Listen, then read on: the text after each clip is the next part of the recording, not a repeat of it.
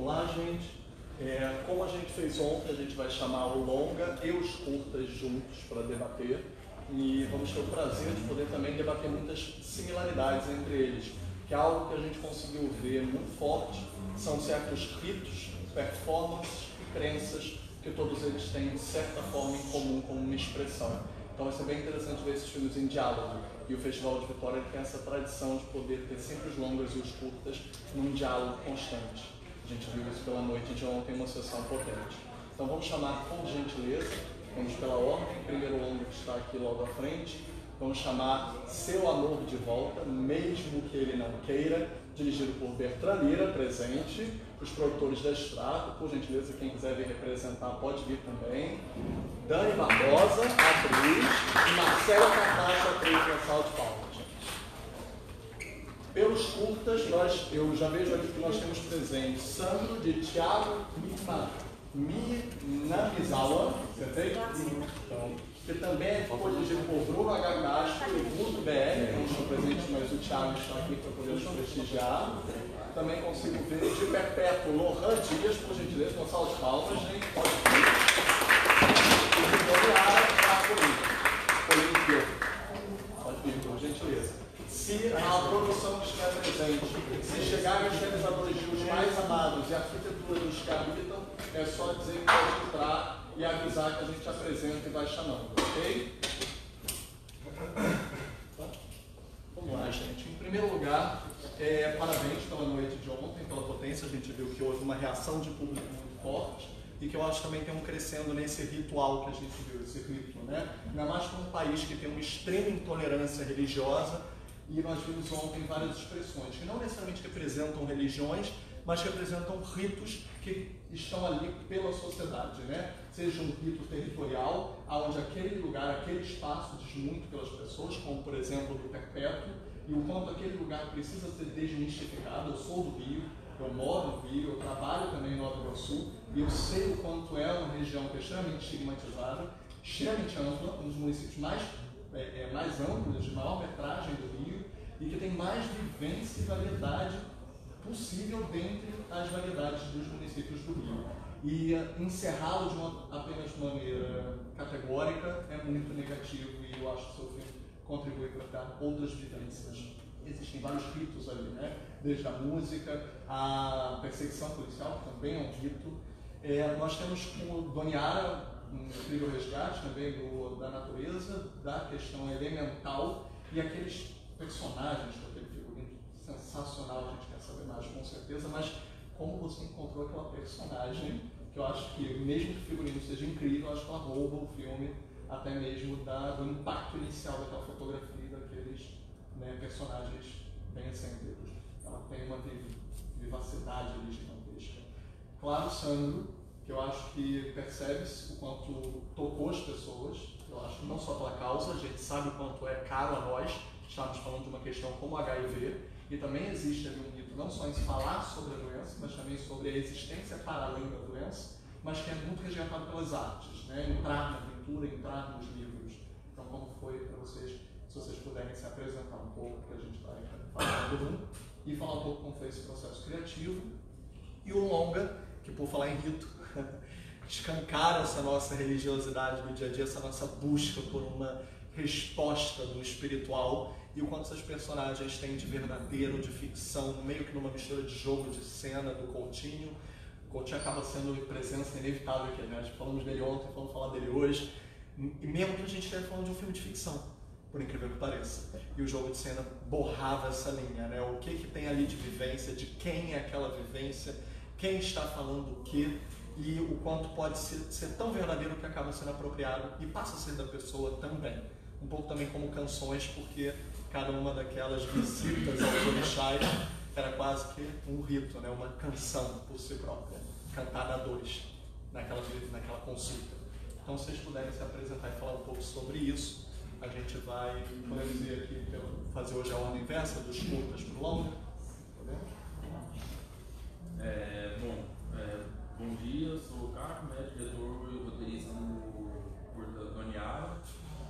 E, bom, já respondendo sobre como cheguei nela, né? A minha única experiência tinha sido com curta-metragem, tinha sido um filme que tinha nascido a princípio como ficção, e a partir de conhecer o personagem, eu acabei transformando ele em documentário porque tinha muita coisa a ver. E quando eu fui fazer o Doniara, eu meio que fui tentar mais ou menos na mesma direção, e procurei durante muito tempo, mas não encontrava e tal, estava bem em crise mesmo. E aí eu estava na região da Chapada dos Veadeiros durante aconteceu agora, no meio do ano, acontece um encontro de culturas tradicionais, que vai gente do Brasil inteiro para lá. Aí, enfim, eu estava lá trabalhando e encontrei a Doroti. Ela estava dando uma oficina para os meninos da Turma que Faz. Turma que Faz é o pessoal que está também no filme como Elementais. Ela já desenvolve esse trabalho lá na Chapada desde 2003, mas ela começou já 50 anos atrás fazendo esse trabalho, que é de arte e educação, principalmente com foco em meio ambiente. Enfim, ela já transformou a educação da cidade que ela está em várias formas e já impactou muitas gerações também. E é isso, o primeiro trabalho dela artístico chama Água é Vida, então acho que tem tudo a ver com o filme. Ela foi uma das primeiras, ela é musicista, né? Ela e o irmão fez uma carreira bem consolidada, ela, Doroti Marques e Delcio Marques. Eu acho que não tem ninguém aqui que estava já consumindo arte e cultura na década de 70, mas ela foi uma das primeiras mulheres a lançar disco no Brasil.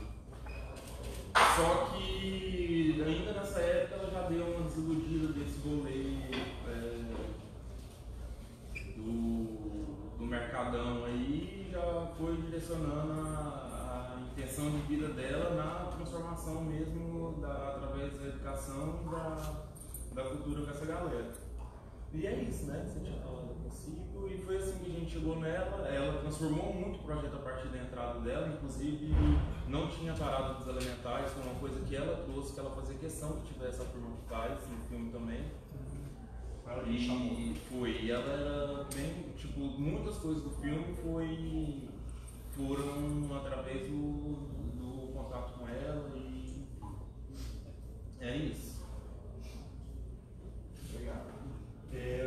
Vamos então ao Doniara, perdão, o Perpétuo, desculpa, a gente está na hora. O Perpétuo, o Lohan vai falar um pouquinho. Gente, obrigado por estar aqui, já 10 horas da manhã, galera fechando ontem, né, 6 horas, 7 horas, a galera também estava lá, obrigado. Bom, Perpétuo, pensando na questão do rito, né, se tinha colocado, eu penso muito no rito como gestos, né, e aí eu sinto que um gesto de vontade de lidar com esse território, né, vem muito da minha experiência nele. Então eu morei na rua onde foi filmado o filme, né, e esse território, Nova Iguaçu, é uma cidade da Baixada Fluminense que tem uma das maiores produções audiovisuais do estado do Rio de Janeiro, assim, em questão de cineclubismo, em questões de filmes comunitários, etc. Só que esses filmes não circulam muito, assim, essa produção também acaba ficando muito reservada a essa cidade que não é a capital do Rio e muitas das vezes não participa das transações entre eixo Rio e São Paulo. Tanto que com esse edital, que é o edital Território Cultural de Favela Criativa da Secretaria de Cultura do Estado, com a Light, que foi o edital que foi selecionado o filme, a gente lançou o manifesto Baixada Filma, que previa uma territorialização do orçamento audiovisual carioca, para que as pessoas que morassem na Baixada Fluminense, os realizadores que viessem de lá, continuassem produzindo. Então eu moro ali durante muitos anos, sou criado ali naquela rua e não tinha um contato com o Rio de Janeiro, até que eu passo para o RJ, né, e sendo a primeira pessoa da minha família a entrar para a universidade e escolher fazer artes, comunicação, eu começo a me defrontar de forma mais sistemática com as narrativas que já se haviam sobre o espaço onde eu morava e que de alguma forma eu senti uma disparidade, assim, porque não necessariamente eu olhava para aquele território conforme a mídia representava ele, né? Então, como eu falei ontem, descobri esse dado de que naquele bairro específico Um último filme realizado de ficção, longa-metragem, é um filme de 1978, do Luiz Paulino dos Santos, chamado Crueldade Mortal, e é um filme sobre lixamento, sobre um cara que é lixado em praça pública. A partir daí, várias outras mídias de jornalismo começam a cobrir casos sobre chacina sobre o território. Então, assim, começa a se criar um gesto midiático, que para mim tem muito a ver com o processo colonial, de criar representações fechadas, né, categóricas, como você falou.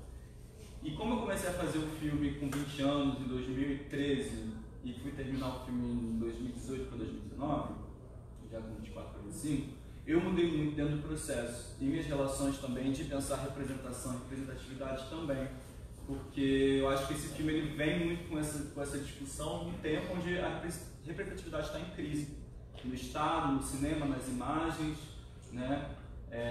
E dentro desse processo me interessava como não criar uma representação estranguladora para essas pessoas, né? Como fazer um filme, como fazer uma ficção que criasse um outro registro, né? Que reelaborasse a história a partir da fabulação, que não fosse simplesmente uma caricatura ou um ponto final, né? Então eu queria criar o território periférico ideal ou os personagens negros ideais. Eu não estava muito interessado nesse sentido. Eu estava interessado em como as pessoas podiam extrapolar esses contornos, né? E fazer com que o território pudesse ser visto como personagem também do filme, como elas, com subjetividade, com outro tempo, com uma outra forma. E dentro desse processo tive várias dificuldades, desde técnicas até estruturais, no sentido de que as formas como a universidade me ensinava a filmar, ou como os workshops, o edital, pediam muito que eu viabilizasse a produção do tipo por que você não filma as internas numa favela do Rio e as externas você só filma lá em Nova Iguaçu e você monta com mágica do cinema? E pra mim isso não fazia um sentido, né? Sentido mesmo, assim, de montagem, narrativa, epistemológico, não me fechava uma equação, porque pra mim tinha que tudo ser filmado lá. E aí a gente acaba encontrando essa casa que tem um muro quebrado, onde a parte de dentro e a parte de fora são misturadas, onde a janela é transparente, né? Então eu sinto que o filme vai ter esse gesto muito de repensar esse lugar, muito com uma equipe também que tenha uma experiência com aquele lugar também, né? 75% das pessoas da equipe são negras e já tiveram experiências com territórios da Baixada Fluminense, com territórios periferizados. Rainha Timbuca, que é a protagonista do filme, que eu não poderia aqui não falar dela, é a pessoa há mais tempo na equipe antes de mim, então tipo, ela sempre foi a atriz e ela levou assim, criativamente o processo muito autoral também, já teve experiência na Baixada. Então, perdão, a ideia daquela cena da música escovando o dente, ela veio em sinergia, ela também sugeriu, veio de você, como é que foi? Então, essa cena aconteceu, ela não estava no roteiro. Ela é muito potente, devo dizer que ela faz o filme dá um outro grau lá. Como é o nome dela? Rainha Timbuca. Rainha Timbuca. Ela é uma rapper? Não, ela é uma diretora de teatro, ela faz gestão teatral na FRJ, mas ela também está em trabalhos com interpretação, preparação de elenco, ela já está fazendo alguns trabalhos no Rio de Janeiro também, é uma atriz inteira. Mas essa cena em si não... Toda ela, desde escovar o dente, até a Dani estava junto com a gente, ela falou, poxa, que pena que não legendaram. A letra da música tinha muito a ver com o filme, mas aí que eu acho legal não ter legendado, porque ela faz um inglês macarrônico, né, que é aquele que a gente ainda não está seguro, tem o início do lance do aprendizado, então... Não precisava da letra e ao mesmo tempo a expressão estava toda ali, e aí o plano abre e a criança está do lado. Então, eu acho que... O inglês é uma língua colonial, né? Sim. E eu acho que enquanto língua, o que a gente aprende a falar cria uma forma de pensar também. E eu sinto que a gente sempre teve essa experiência. Eu sempre cantei inglês, assim, muitas pessoas cantam assim no information, as pessoas têm essa experiência. Eu não acho que tu canta, amiga.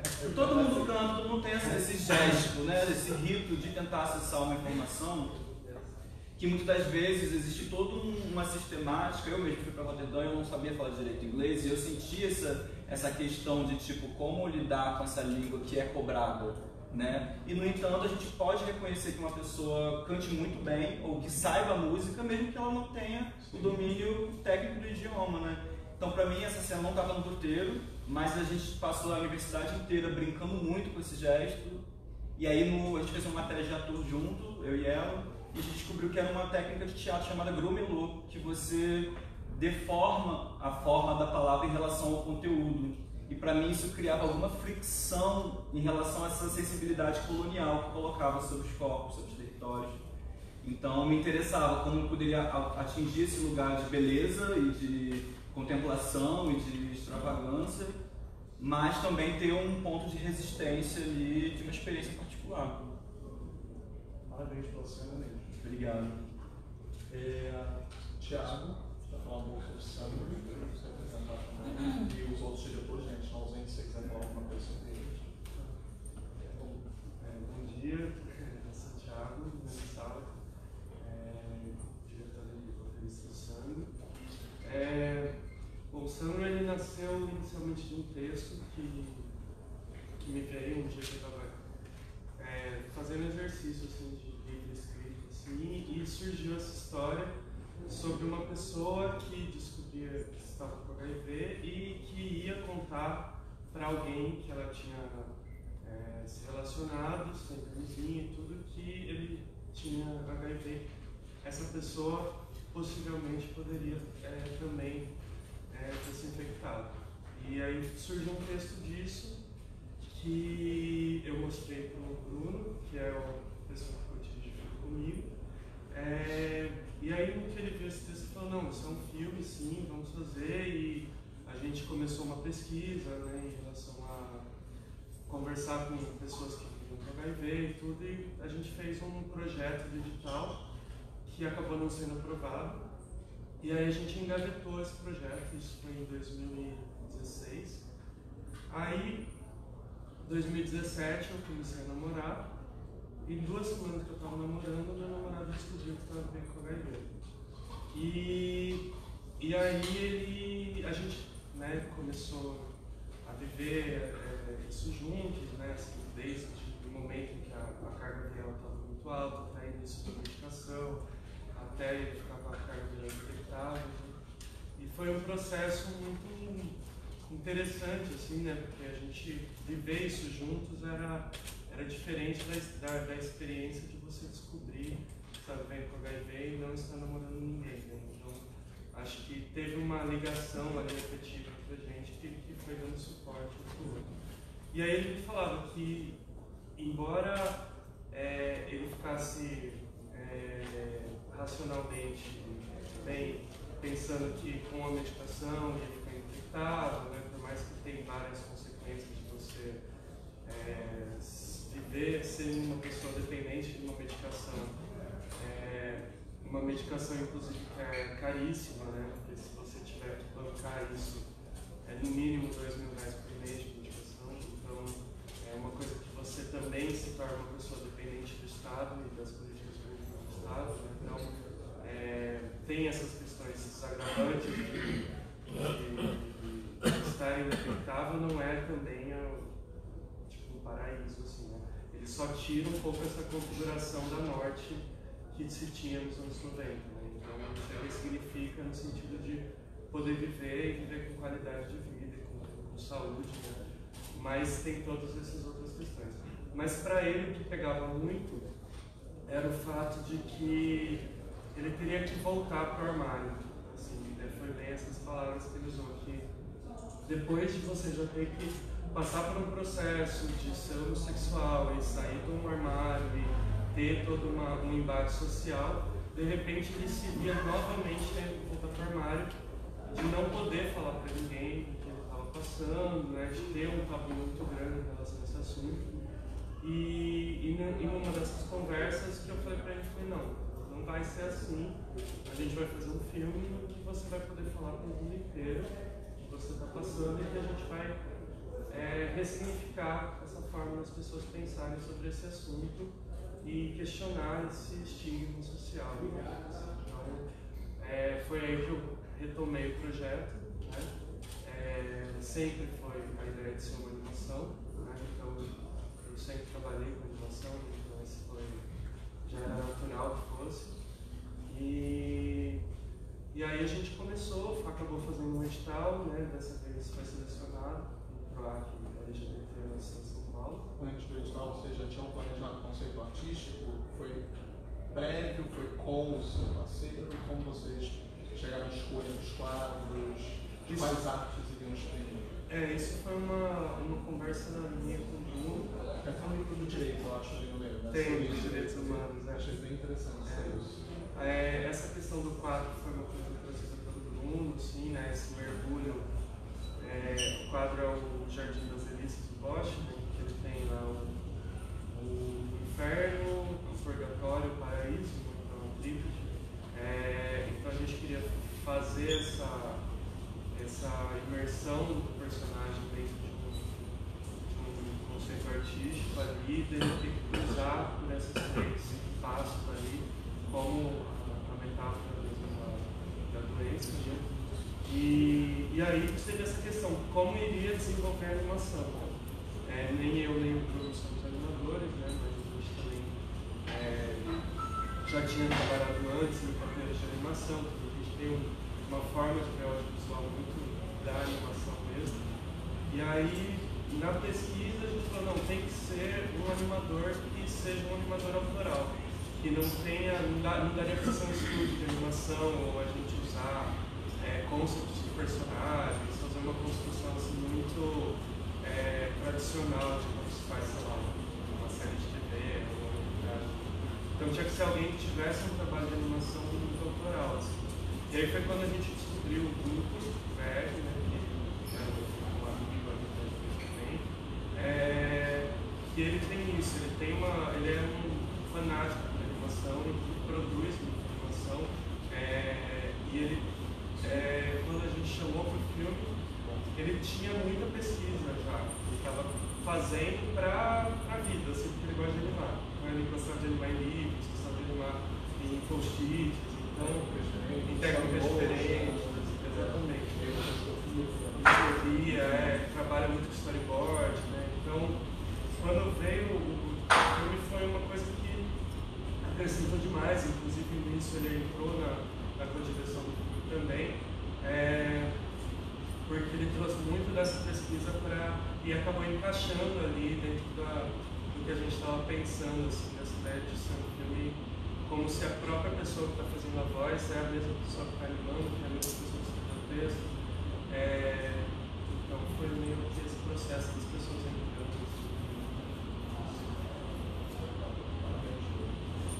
Para passar, lembrando, vocês querendo fazer perguntas, gente, é só já ir levantando o dedo que eu estou anotando aqui, tá? Eu vou botando uma lista de acordo com a ordem, eu vou chamando aos poucos. Mas para o longo eu poder falar um pouquinho sobre isso, sobre se apresentar e contra esse rito que a gente começou falando da performance, do rito, da crença, como foi ser a ficção e o documentário, né? Vindo de uma tradição documental do Bertrand.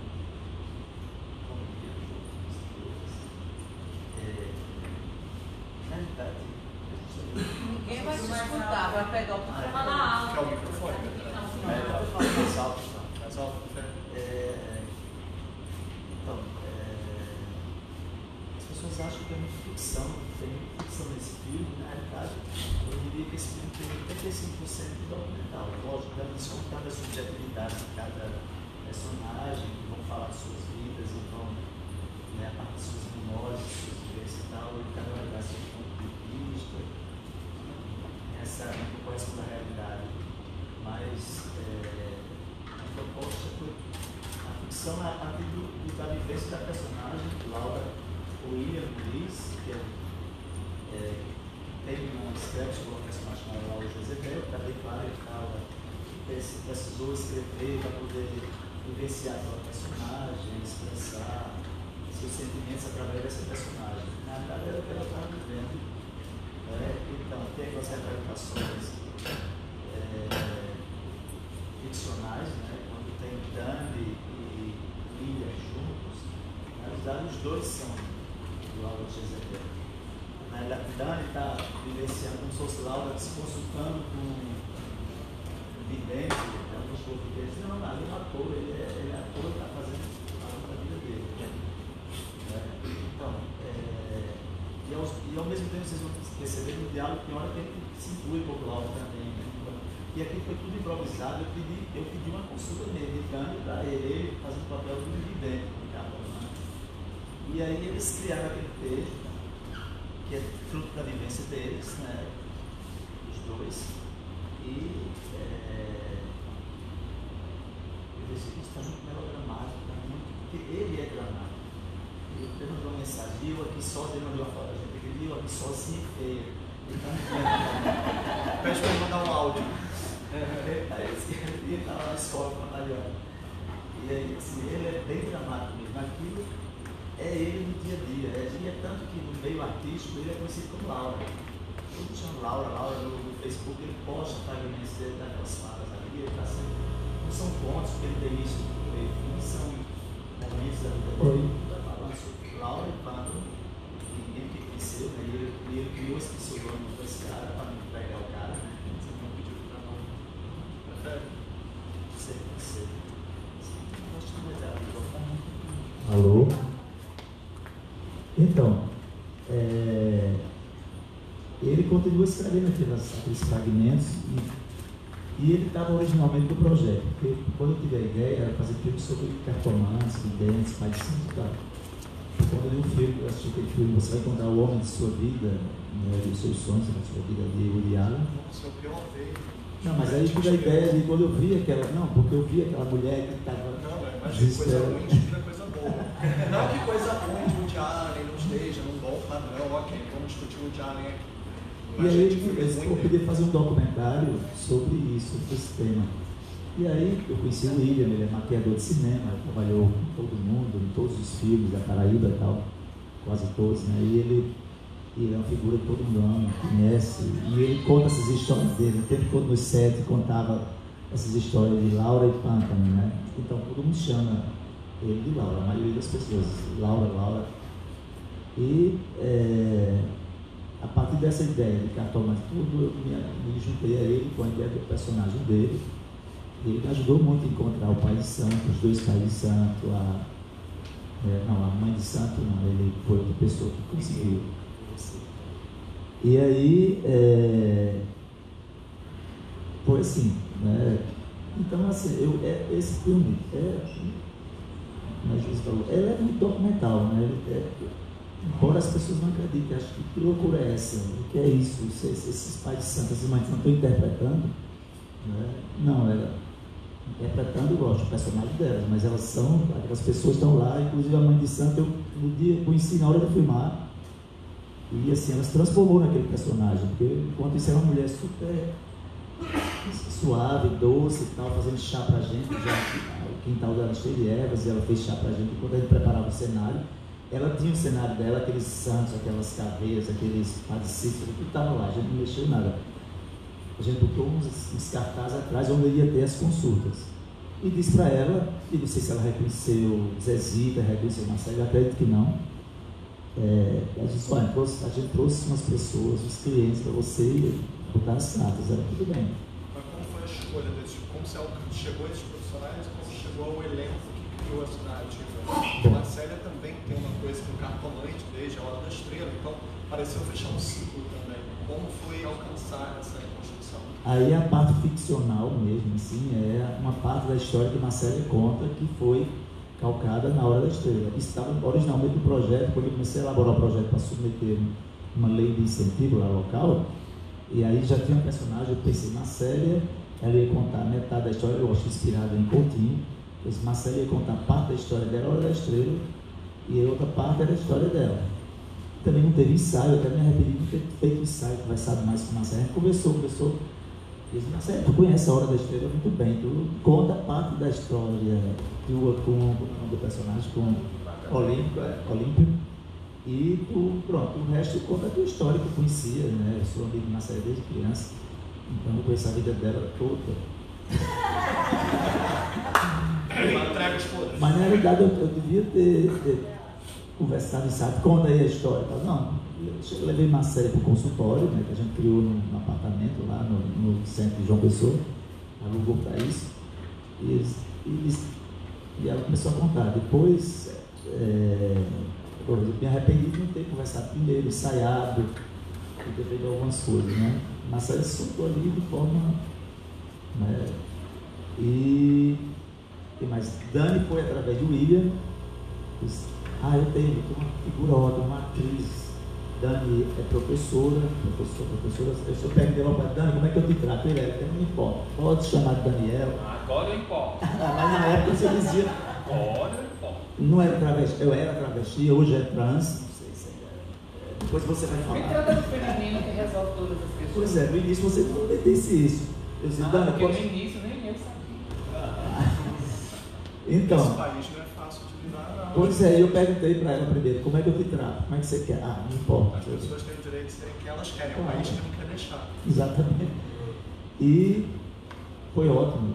Foi também Pântano, para viver Pântano. Foi o William que também conhecia o Walter, Afro Walter, o negão do filme faz Pântano. Então o William praticamente. Mas o Pântano não é o personagem da história que o William... Não, ele morreu. O Pântano de verdade, real, morreu. Né? Ele disse uma vez o nome, eu esqueci. Ele não fala muito o nome do cara, ele chama Pântano para não. Me lembro. Era um nome assim. Bom, aí eu fui produzindo, eu fui fazer o projeto a partir de William. Na verdade, eu ficava muito ficcional porque eu ia fazer Laura, ia trabalhar a realidade, ficção, todo da personagem que o William criou. E aí foram surgindo essas histórias de amor, cartomante e tudo mais. E a gente filmou muita coisa.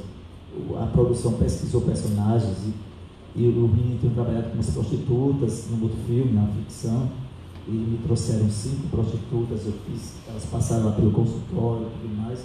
Mas na edição terminou e Zezita entrou de última hora. Zezita conversando lá no festival em Tapariti, ela me contando uma vez, por que conta essa história no filme? Elas contam.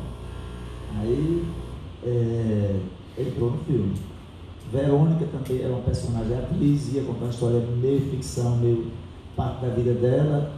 Foi filmada, mas caiu, ela aparece na cena do banho, fazendo umas coisas, mas ela Já quem conhece Verônica do filme O Barco, por exemplo, do Beto Esparelli. Verônica Cavalcante, que já tem trabalhado comigo num curta de ficção, a única ficção que eu tinha feito. Então, eu vejo sempre esse filme como muito documental, porque as cartomantes são de verdade, elas estavam ali botando as cartas. Naquele momento, o pai de santo, os dois eu conhecia antes, conversei com eles. E eu pedi até para ele conseguir personagens, o pai de Santos, o pai Júlio, o grandão. Pedi para ele conseguir personagens, aí ele trouxe uma menina, uma morena que aparece meio índia, ela aparece de costas, o velho que aparece lá com uma surpresa que ele chora na consulta, a gente incluiu, mesmo ele não ter virado um personagem maior. E o pai Júlio a gente montou aquele consultório dele, comprou tudo, porque ele não tinha nada. Ele não tinha nada daquilo, a gente só tinha a cortina vermelha. A gente fez toda a produção do cenário e ficou para ele usar nas Ao mesmo tempo houve uma liberdade dos personagens também poderem co-criar.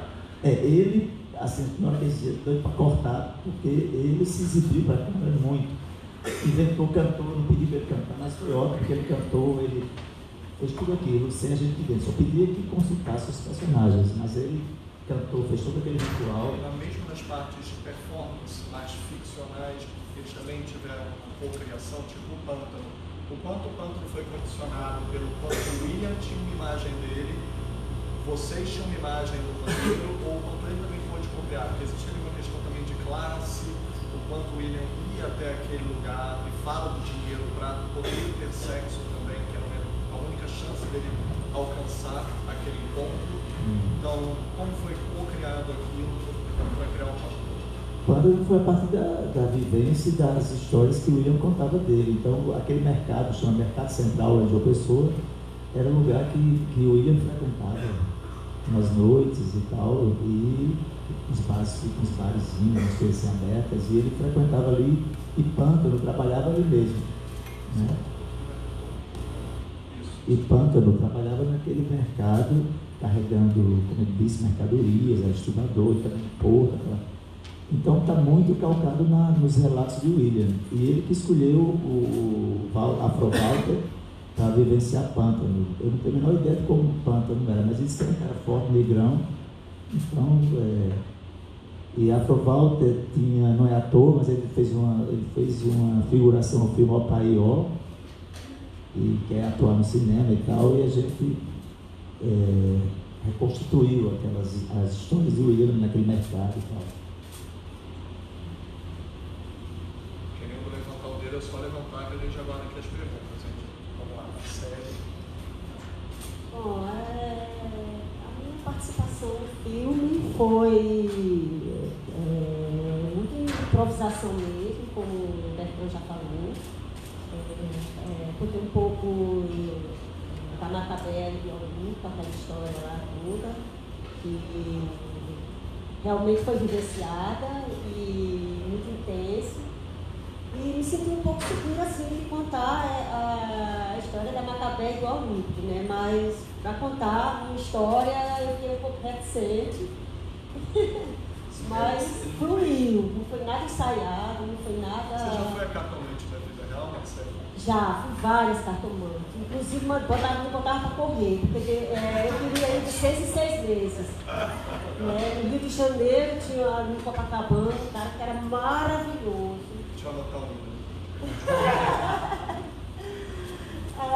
Fui muitas vezes, justamente por questões de amores, né? Muito do trabalho, né? Que a gente realmente procura para saber mais dos trabalhos, como é que vai fluir, se vai dar certo, uma coisa ou outra. Mas depois eu comecei a comprar os livros e comecei a me consultar. Quando eu estou assim, precisando de alguma coisa, estou insegura, aí eu vou lá, jogo umas cartinhas assim para mim, para aquele tarô na cega. Para o papel também, às vezes?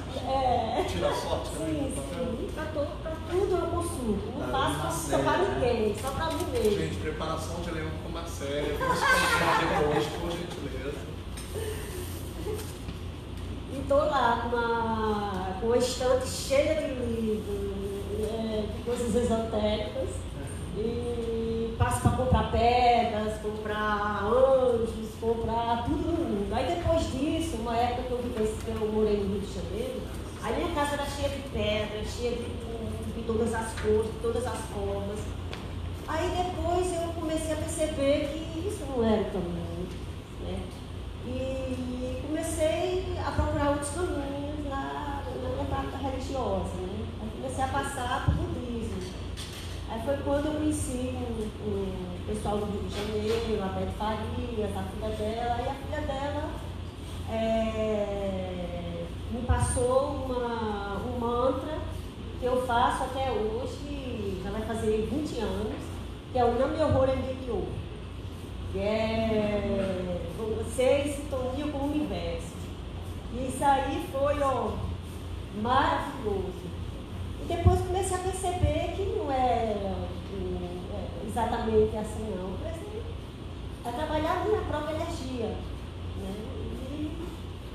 E me recuperei de todas essas coisas, de amores, de dores, desses sentimentos que a gente insiste tanto, às vezes a gente insiste tanto em querer uma coisa, e o universo está dizendo, não é isso, não é por aí, e a gente fica ali, e o sofrimento está cada vez mais aumentando, né?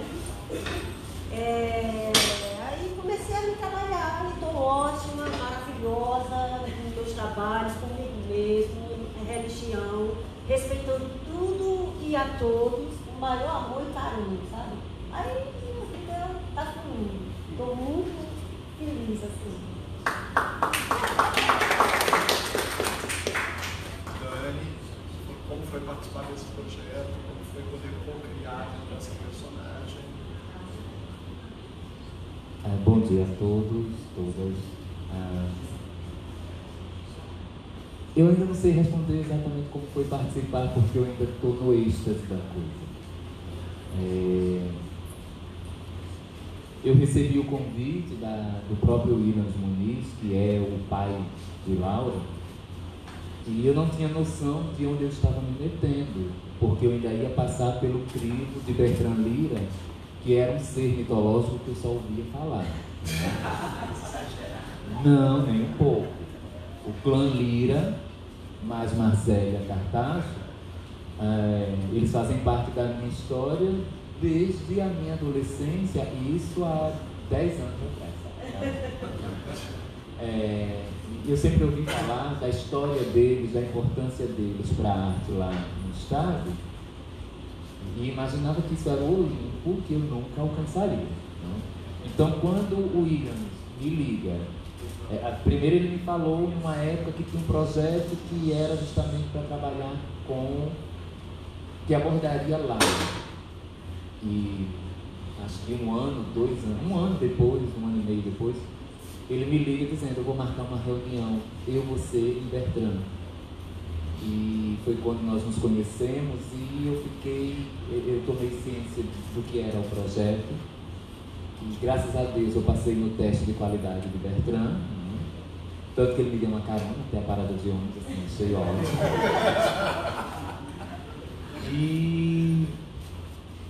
E eu ainda tô nesse êxtase de me ver nesse trabalho que aborda, que ele é 85% documental, e os 15% que sobra, onde eu me encaixo como atriz mesmo, nesses 15% tem um pouco de Laura, tem um pouco da minha história, e aí eu não sei onde começa uma e onde termina a outra, porque eu observei que havia em mim um pouco de Laura. Eu comecei a perceber semelhanças, né? Essa questão amorosa, eu acredito que não para todo mundo, mas para uma grande parcela, principalmente aqui, né? Essa questão amorosa ou essa questão do desamor é uma coisa constante, né? Então, eu sabia quem era Laura nos textos, né? Eu sabia de onde Laura surgiu, né? Laura de Jezebel e Pântano são figuras que, de certa forma, nós absorvemos na nossa vivência ali. Quem fala com Williams Muniz está falando com Laura, né?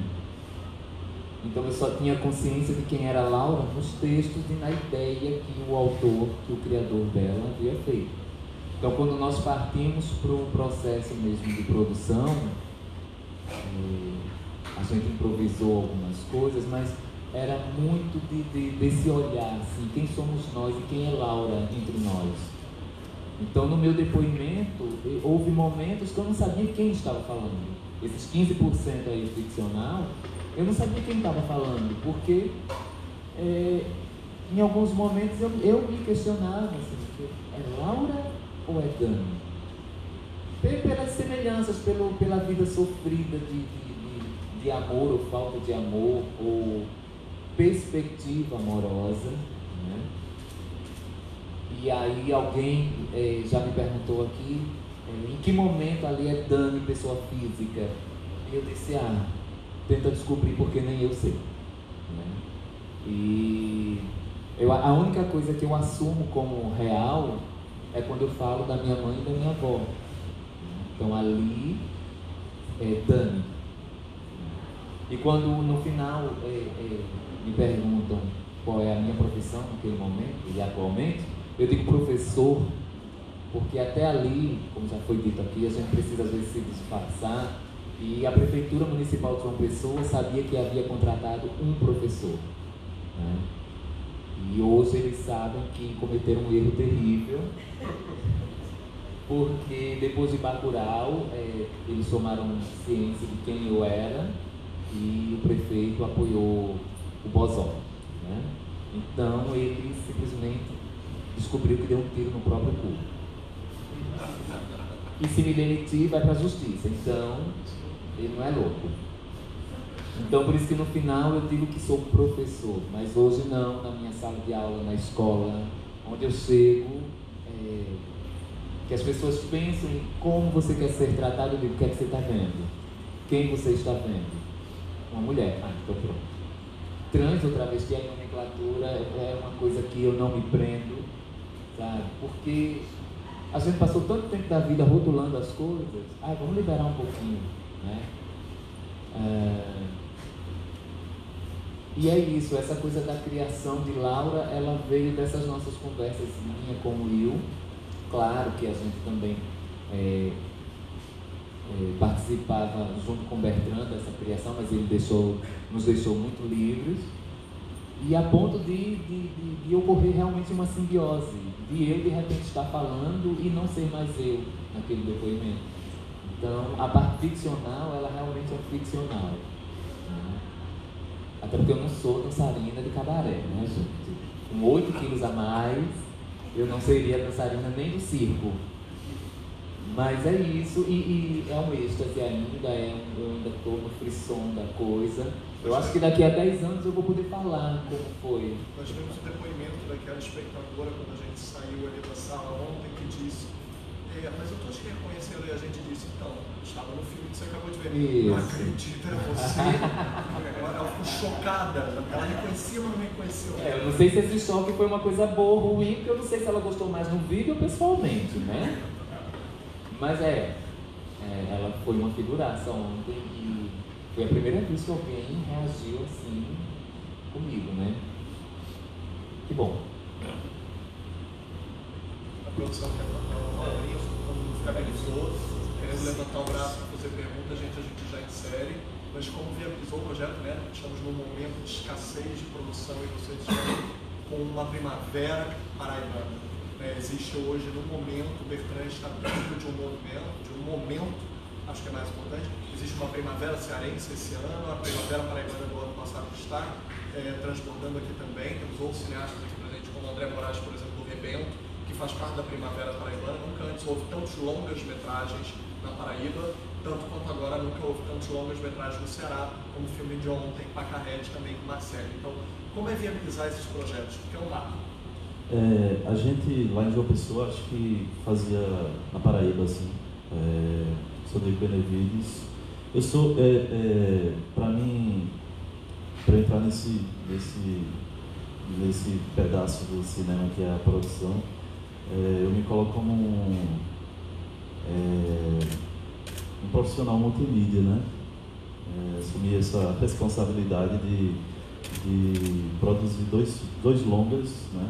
Dessa primavera, como colocam, que foi o filme do Bertrand, que é uma pessoa que a gente já se conheceu na universidade. Ele não foi meu professor, mas a gente se cruzou muito nos festivais de cinema, né? Enfim, eu acho que foi isso, né? Foi uma responsabilidade meio diferente, foi uma descoberta também, tá produzindo 2 longas. Maia, a gente já trabalha junto há muito tempo. O Maia pode falar um pouco como é que foi o processo, especialmente do Seu Amor de Volta. Mas é isso, né? Foi uma novidade, até porque, apesar de que a gente estava trabalhando com recurso baixo, mas para a gente era um valor que a gente não costuma trabalhar, né? Esse filme, por exemplo, custou 250 mil reais. Né? É bem difícil fazer em outros lugares do Brasil com esse recurso, né? Mas para a gente consegue fazer filme com pouca grana, né? E tirar leite de pedra mesmo, né?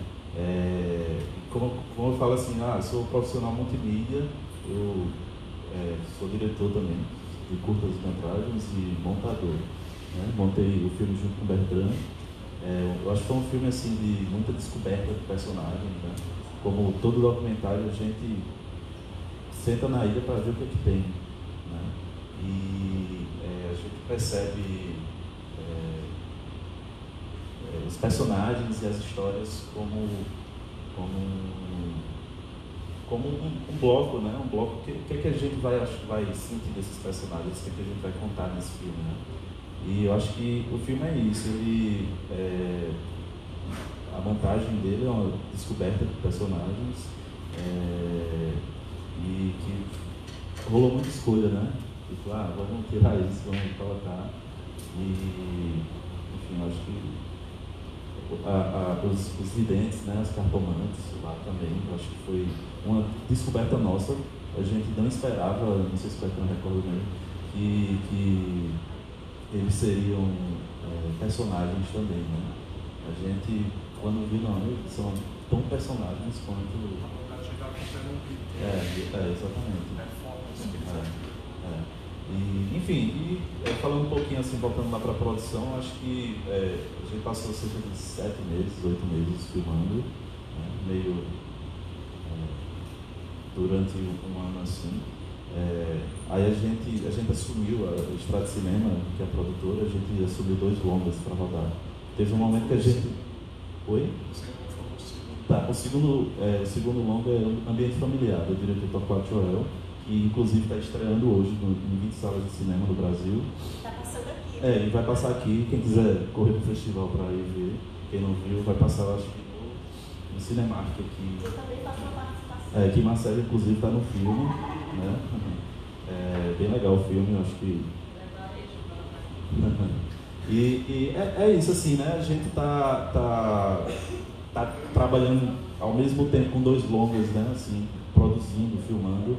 Foi uma loucura. A gente, uma produtora pequena, novidade, a gente trata de longas, né? Na Paraíba.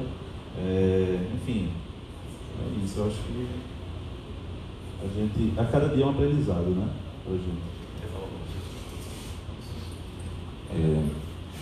Bem, novamente, bom dia a todos e a todas. Eu sou Pablo Maia, sou diretor de produção do Seu Amor de Volta, bem como do Ambiente Familiar. Diga-se de passagem, eu queria deixar registrado aqui a nossa ausência hoje para os curtas-metragens, porque a gente vai dar uma saidinha para lá na sala comercial, ver como é que vai ser o andamento do lançamento do Ambiente Familiar nas salas comerciais, mas em seguida a gente volta para ver o longo hoje à noite, tá bom?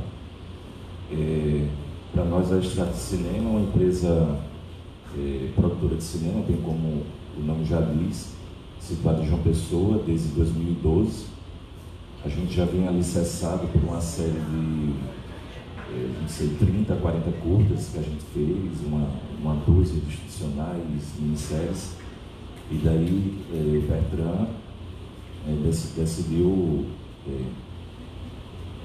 confiar a Estrada de Cinema e as pessoas que estão à frente da produtora de produzir o seu filme. E daí topamos o desafio, demos continuidade. O filme foi todo rodado na cidade de João Pessoa, se não me engano, todo em João Pessoa, nas cidades circunvizinhas. E a produção do filme ela não foi feita de uma forma tipo, diária 01, começa dia 1º de outubro e termina no final do mês, não. A gente chamava sexta, sábado, domingo, segunda, depois dava uns dias para maturar. Por mais que o autor tivesse o roteiro todo depurado na mão, mas eles optaram para que o filme, como tem um quê documental, que ele tentasse tomar um ar mais orgânico. E eu acho que uma sacada do filme, que nas primeiras diárias não havia, não sei nem se tinha rúbrica para isso, mas a gente não tinha diretor de arte na primeira semana, segunda. Nem maquiador. Foi. Aí daí que a gente chamou Tiago Trapo, que é o diretor de arte do filme, que deu uma repaginada visual no filme.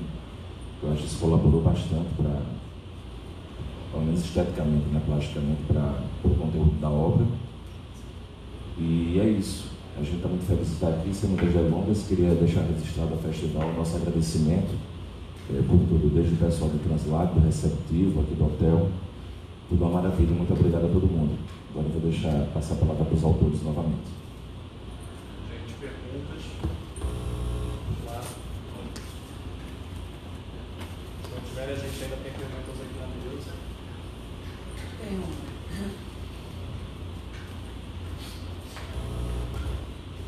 Maria do Rosário. Bertrand, eu queria que você falasse do fotógrafo. Quem é ele e como é que vocês conceberam? Porque o filme tem uma unidade fotográfica enorme. A gente acredita assim, que foi tudo muito, muito planejado. O cinema ficcional tem isso, você planeja, tem estúdio e tal. No seu caso, embora você tenha dito que vocês criaram uma espécie de um consultório em um determinado lugar, né? Mas há muito, muito ambiente real, né? E como é que foi então a concepção desse trabalho? Quem é o Luiz Barbosa? Já que a doutora fez a pergunta da fotografia, depois queria estender também para os curtas em relação a alguns quadros. Então, Luiz Barbosa, Luizinho, da equipe da Estrada, foi meu aluno lá em Rádio TV. Diego não foi meu aluno, porque eu estava no processo de doutoramento, e acho que foi nesse período que ele... Então, a ideia era... Eu não fiz uma pesquisa profunda sobre cartomante, nada. Eu fui visitar uma, muito conhecida, João Pessoa, mãe dela, Mari e tal. Marquei a consulta com o filho dela, por telefone, fui. E cheguei lá, levei um DVD para ela, eu vou fazer a consulta, pago, depois dou a cantada nela. mas ela recusou, não quis participar. Eu não tinha nem, eu disse, olha, a gente vai botar no edital ainda, colocar no edital um concurso, já expliquei para ela, e vai ter dinheiro para pagar. Mas ela não quis, ela prometeu, meu amor, volta, que eu tive que dizer que tinha perdido alguém, e que eu disse, uma pessoa, alguém, ela disse, como é o nome deles? Eu será que eu estou tão visível assim?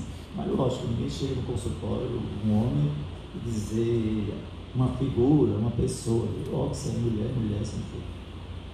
E, bom, mas ela não quis, eu disse, pô, vai ser difícil fazer filme com cartomante, eu achei que nenhuma aceitaria. Mas é porque ela é famosa, né? Muito famosa lá. E às vezes está complicado, né? Isso eu comecei, não tinha dinheiro, não tinha edital, não tinha nada. É tanto que Marcele, por exemplo, Marcele, quando eu comecei a formatar o projeto, ela já era personagem. Eu pensei nessa possibilidade de Marcele. Da Marcele e o William, os dois. Sim, mas voltando na fotografia, a gente pensou criar, o restante é tudo real, assim, são locações verdadeiras, a casa das cartomantes, a casa dos pais de santos e tal. O que a gente criou foi esse consultório, porque eu disse, não, vamos criar uma ideia de uma coisa mais mística. E depois eu descobri que você não chega numa cartomante contando a sua vida toda, você dá umas dicas e ela vai pegando no ar e vai... e eu disse, pô, como é que eu vou fazer? Então faz de conta que o personagem está contando para mim, era para mim que eles contavam as histórias, mas assim, tem um ambiente meio místico, com aquela bola de cristal, faz uma alusão à bola de cristal, aquela lâmpada lá, velas e tudo, né, para fazer as entrevistas, as perguntas e tal. Eu tentei interferir, foi um erro assim, as prostitutas eu perguntei muito, me entusiasmei, perguntava demais. Depois eu vi que estava muito ruim, eu estava interferindo demais. As histórias eram ótimas, né? Mas terminei cortando todas. E como Dani, Marcélia, o William se expressa muito bem, fala muito bem, né? Eu não precisei interferir muito, aos poucos. Então aquilo ali não tinha assim, vamos parar, vamos fazer, não. Fluiu, todos os depoimentos foram muito fluidos. Eu não interrompi para dizer, não, fale assim, diga assim. Até me arrependi de Marcélia, não ter dirigido Marcélia. Né? Marcélia não queria contar a história dela real. Foi, se vinga desse cara, conta. Ela não contou nem 10% das maldades desse cara. Eu fiquei puto, eu queria ter contado as coisas que esse cara fez contigo. Aí, mas ela não, ela foi bem boazinha nessa história aí. Né? E eu não pedi para ela se emocionar, não pedi. Aí eu não sei se ela começa a falar já com os olhos lacrimejantes, aí eu não sei se foi por conta dela. Ou ela incorporou. E a história de Macabé tem muito a ver com Marcélia. Brinco muito de Macabé, não sei o que, chama de vez em quando. Porque Marcélia é órfã mesmo, foi coincidência. A mãe já tinha morrido, quem morreu primeiro, tua mãe? Não, quem morreu primeiro, digo, quando você deu o depoimento. Não, porque quando ela deu o depoimento, ela não era órfã de pai e mãe, ela era. Macabé era órfã de pai e mãe, mas ela estava com a tia dela que levou ela. Eu sei, mas você, quando deu o depoimento pro filme, seus pais só tinham morrido uma pessoa, sua mãe foi seu pai. Não tinha morrido os dois, você diz, eu sou órfã de pai e mãe. Hoje Marcela é órfã de pai e mãe, mas na época que ela deu o depoimento, ela só era órfã de mãe. O pai morreu depois, foi bem próximo do outro. E assim. Também tem algumas coisas assim que, da Hora da Estrela, eu tive que mudar um pouco para poder construir só a história. Mas a história, em parte, a história de Marcela. Marcela foi fazer a Hora da Estrela em São Paulo de ônibus. Naquela época a passagem de avião era muito cara. Suzana Amaral botou no ônibus, mandou a passagem. Era cartas que elas trocavam nos anos 80. Né? Então a dificuldade disso, ela foi, né, as 8 cartas que Suzana mandava falando do filme. Então Marcela foi também, ficou na casa de Rose, né? Ficou também isolada e tal. Foi tudo assim, aquela coisa bem amadora mesmo, assim, nesse sentido. E tem tudo a ver com a vida dela, né? De Cajazeira, sair do interior para uma cidade grande e tudo, né? Tinha muito a ver com a história dela. Então, Marcela está de qualquer forma, Macabé e... Que era assim, a fotografia é isso, é criar esse ambiente místico para dar uma unidade, já que os outros teriam, né? Todas as locações são reais, as outras, os cabarés, a cena do cabaré é no cabaré, uma prostituta que está ali. Só mais 2 coisas. Sempre está devendo, o fotógrafo você contou com esse aluno, então é um jovem fotógrafo, né? O primeiro longa dele? Sim. O primeiro longa, né? Agora me diz 2 coisas, só para completar e aí acabou a minha parte. A cena de sexo Aquela moça é uma prostituta. É. E ela, você conversou com ela topou numa boa. Como é que foi aquela? Ela ia ser personagem, ela deu depoimento sobre a vida dela. Ela do Rio Grande do Norte se prostitui em João Pessoa e tal. E a história também, a história é triste. Todas as prostitutas são histórias tristes, né? E ela na hora não era ela que fazia a cena de sexo, ela estava lá para fazer uma cena à noite, alguma coisa. E depois as prostitutas começaram a explorar a gente, aumentar o cachê. Não faço não faço, não sei o quê. E queria mais, aí eu fiquei com raiva. E a gente já acertou tudo. O cabaré, que era um espaço muito mais interessante, na última hora desistiu. A gente fez isso à tarde para não atrapalhar lá o movimento, que é a hora que elas estão repousando e tal.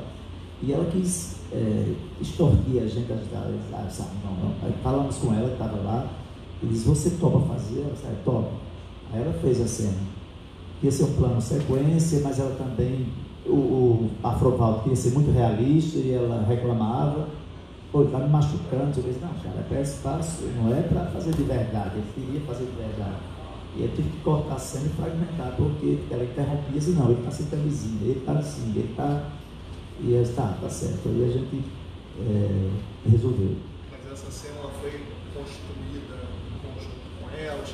Vocês já tinham tido a ideia, ou elas também sugeriram, ou o próprio Afrovaldo sugeriu? Não, eles não sugeriram. Tinha essa cena, que era ele no cabaré, o Pântano subia com a prostituta, ficava Dani e Laura, William, ficava lá mesmo sofrendo, porque é a história dele. Eu via mesmo percorrendo os bares atrás de Pântano, né? E a gente queria fazer essa cena na rua, no cabaré, naquela rua que é o cabaré ali ao lado, naquela rua onde eles estão, Dani e Walter estavam abraçados lá, e o Igor olhando de longe. Então, a gente, não, a cena de sexo estava prevista no filme. Maria era o quê? Algo juro, é a Zezita. A Marcela acabou de testemunhar que foi várias vezes a cartomante. Agora, a história da Zezita, que eu pensava que era pura invenção, e ela confirmou lá no debate de João Pessoa que é a mais pura verdade. Ela passou, o Vladimir Carvalho escreveu um texto muito bonito, lembrando da convivência dele com ela e com o Breno e tal. Agora eu pergunto se com a Zezita é ficção ela ir a uma cartomante. Porque uma mulher que foi da Juventude Comunista e procurar cartomante, para mim não é verossímil, mas tudo é possível. Tudo é possível. É ficção. Gay vota em Bolsonaro, negro vota em Bolsonaro. Não, Zezita é porque a ideia do filme tinha essa proposta de colocar os personagens de frente, com aí seria assim, bem documental mesmo. A mulher mesmo Zezita estava conhecida já por conta da série e tal, da morte daquele do menino do Montanheiro e tal. Então ela estava conhecida, mas eu acho que a cartomante não reconheceu. À noite, né, diferente e tal, ela não reconheceu. E ela podia ter ficado: não, mas essa mulher é atriz, não é famosa, né? Não, ela não falou, não se referiu a Marcela, não se referiu a Zezita. Então ela estava ali para fazer uma consulta para a gente que a gente estava levando. Natália, sua pergunta é para o longo ou para os curtos? Tá. O Thiago só quer fazer uma pergunta rápida que vai estender aqui o que a Rosário perguntou. Queria perguntar para a Marcela. Que é uma coisa que assim, eu tive quando, por exemplo, eu assisti Harry Potter, assim, né? Que é como que o Daniel Radcliffe ele seria um ator pós o Harry Potter, assim, né? Depois que você tem o imaginário de um personagem tão forte da literatura na cabeça das pessoas de uma geração inteira, como que você faz para seguir uma carreira a partir dali, assim, né? Eu queria entender um pouco para você, aproveitando esse gancho do programa e tudo, como que foi pós-Macabeia, né? Como que é uma vida de atriz. Por exemplo, eu sou de uma geração que o Hora da Estrela era um livro obrigatório de vestibular e que muitas pessoas assistiam o filme porque você tinha 30 livros para ler, então você acabava assistindo a Hora da Estrela. Eu assisti primeiro o filme, depois eu li o livro, então a todo momento que eu li o livro era a sua figura que me vinha, assim, como a Macabeia e tudo, né? Como que é para você depois disso, assim, né, agora que já passou uma vida inteira, assim, ter esse personagem sempre conectado, assim, esse docudrama da vida? Porque assim, quando eu fiz a Hora da Estrela foi muita intuição. Mas você já era atriz, Eu já era atriz, desde 12 anos que eu comecei a de rua e ao mesmo tempo a rua era a nossa própria família, né?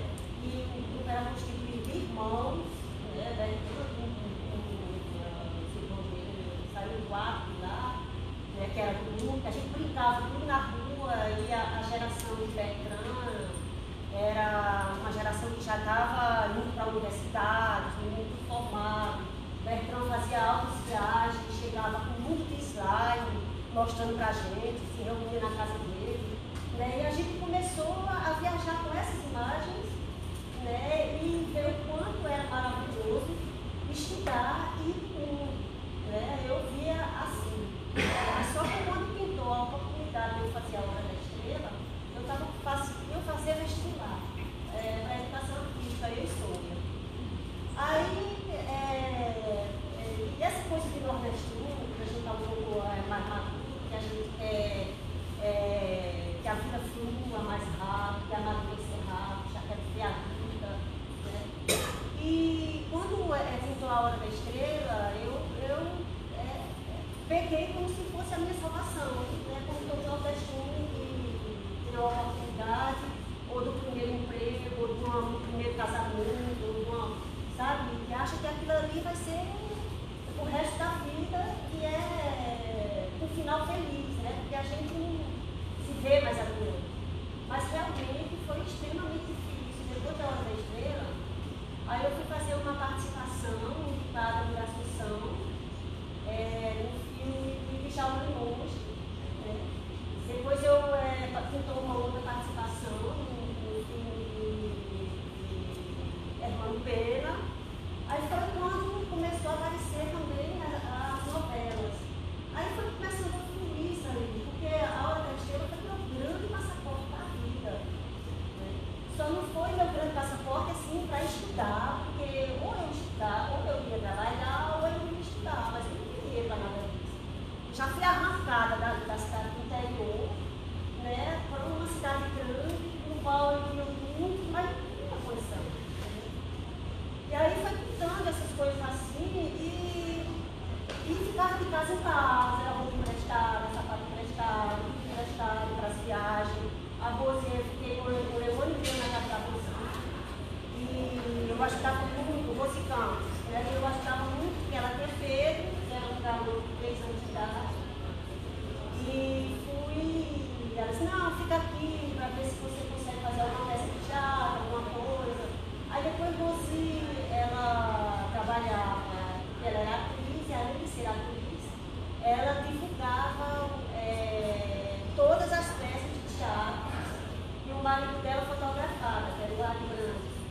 Então ela era divulgadora de todas as peças de São Paulo, além dela ser a dama do teatro de São Paulo, né? A Rosi Campos. E a Ari fotografava, e depois com a Ari eu fui aprendendo alguma coisa de fotografia, que me ajudava também, levava feito na escola e via isso. E não conseguia me adaptar, fazer teatro e algumas coisas. Até que uma vez pintou uma peça infantil, e uma garota desistiu depois da peça já fazer muito sucesso. Aí fui substituir essa menina e fui fazendo aos poucos essas coisas. Né? Mas teatro foi muito difícil, assim, me engajar. As novelas sempre eram empregadas que entravam com bandeja para cima e para baixo. Né? Só uma novela que teve uma história. Aí fiz umas 9 empregadas na televisão, aí depois comecei a perceber que não estava mais afim daquilo ali. Não estava. E na verdade essa coisa fez me desgostar um pouco das questões da Rede, sabe? Assim, como eles me viam. Um certo estereótipo. Aí começou a aparecer assim, filmes paralelos, de pessoas que estavam iniciando. Fiz muitos filmes assim, muitos cursos que eu fazia para perder o sotaque, não tinha dinheiro para comer, mas eu queria perder o sotaque, sabe? E nada descolou. Aí fui tentando subir essas escadas até passar bons anos, fiz algumas coisas, muitos testes também. Né? E tudo que estava são coisas que vinham do interior, eram cineastas do sul, que contavam a visão deles, né, com as histórias do interior nossa. Né? E aí eu fui me encaixando nessas coisas até que, depois de muito tempo,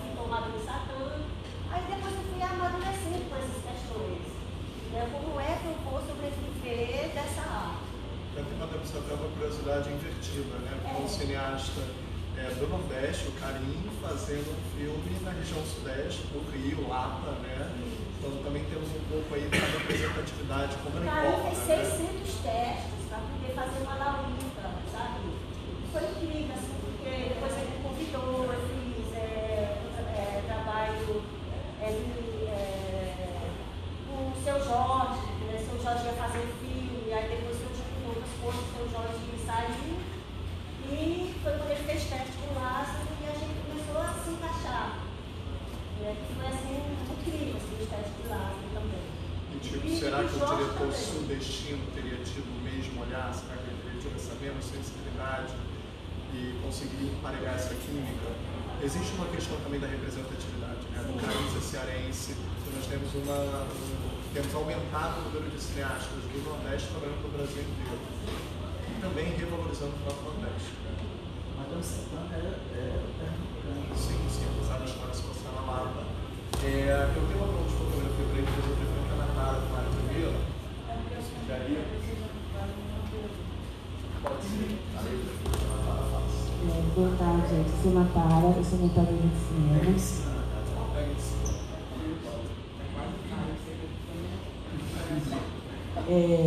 E os filmes todos de ontem me impactaram muito, assim, fiquei muito comovida com tudo. Inclusive, é porque eu estou montando um documentário para a FLUP, que é sobre as primeiras pessoas que entraram na faculdade, de uma família, de famílias.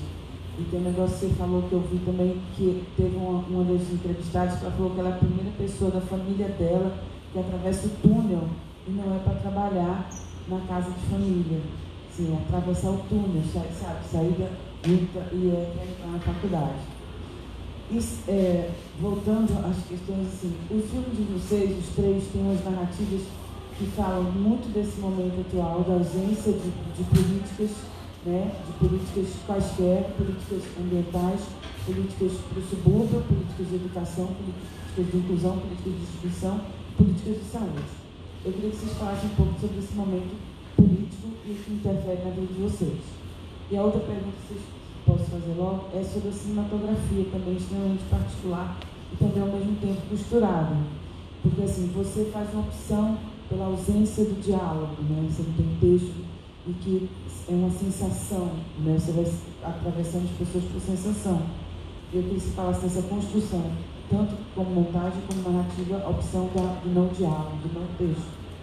No seu, é exatamente o que me comove, é como o seu pertencimento àquele espaço coloca no texto e na boca das personagens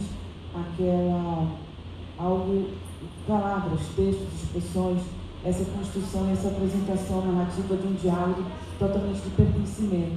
Nem parece um texto escrito, no bom sentido, claro.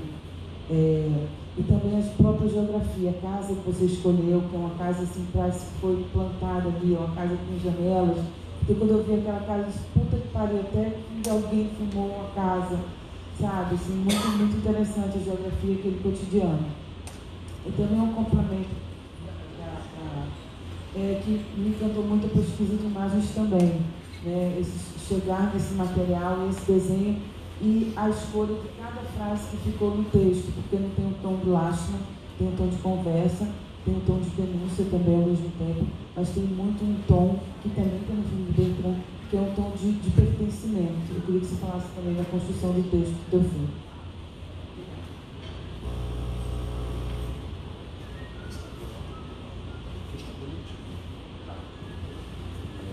Poxa, obrigado pelo olhar carinhoso mesmo, assim, pelo olhar generoso mesmo. Muito bom quando a gente sabe que afeta os filmes. Bom, eu sou o fruto de política pública, né? Assim, sou o primeiro membro da minha família a entrar na universidade, também o primeiro a escolher estudar artes. E hoje eu volto a morar com a minha mãe em casa porque não consigo pagar as minhas contas com artes. E isso vira assim, uma questão fundamental assim, para uma família nordestina que foi morar na favela e migrou nos anos 80. Como que uma pessoa chega à universidade e a universidade não dá conta de trazer uma estabilidade, né?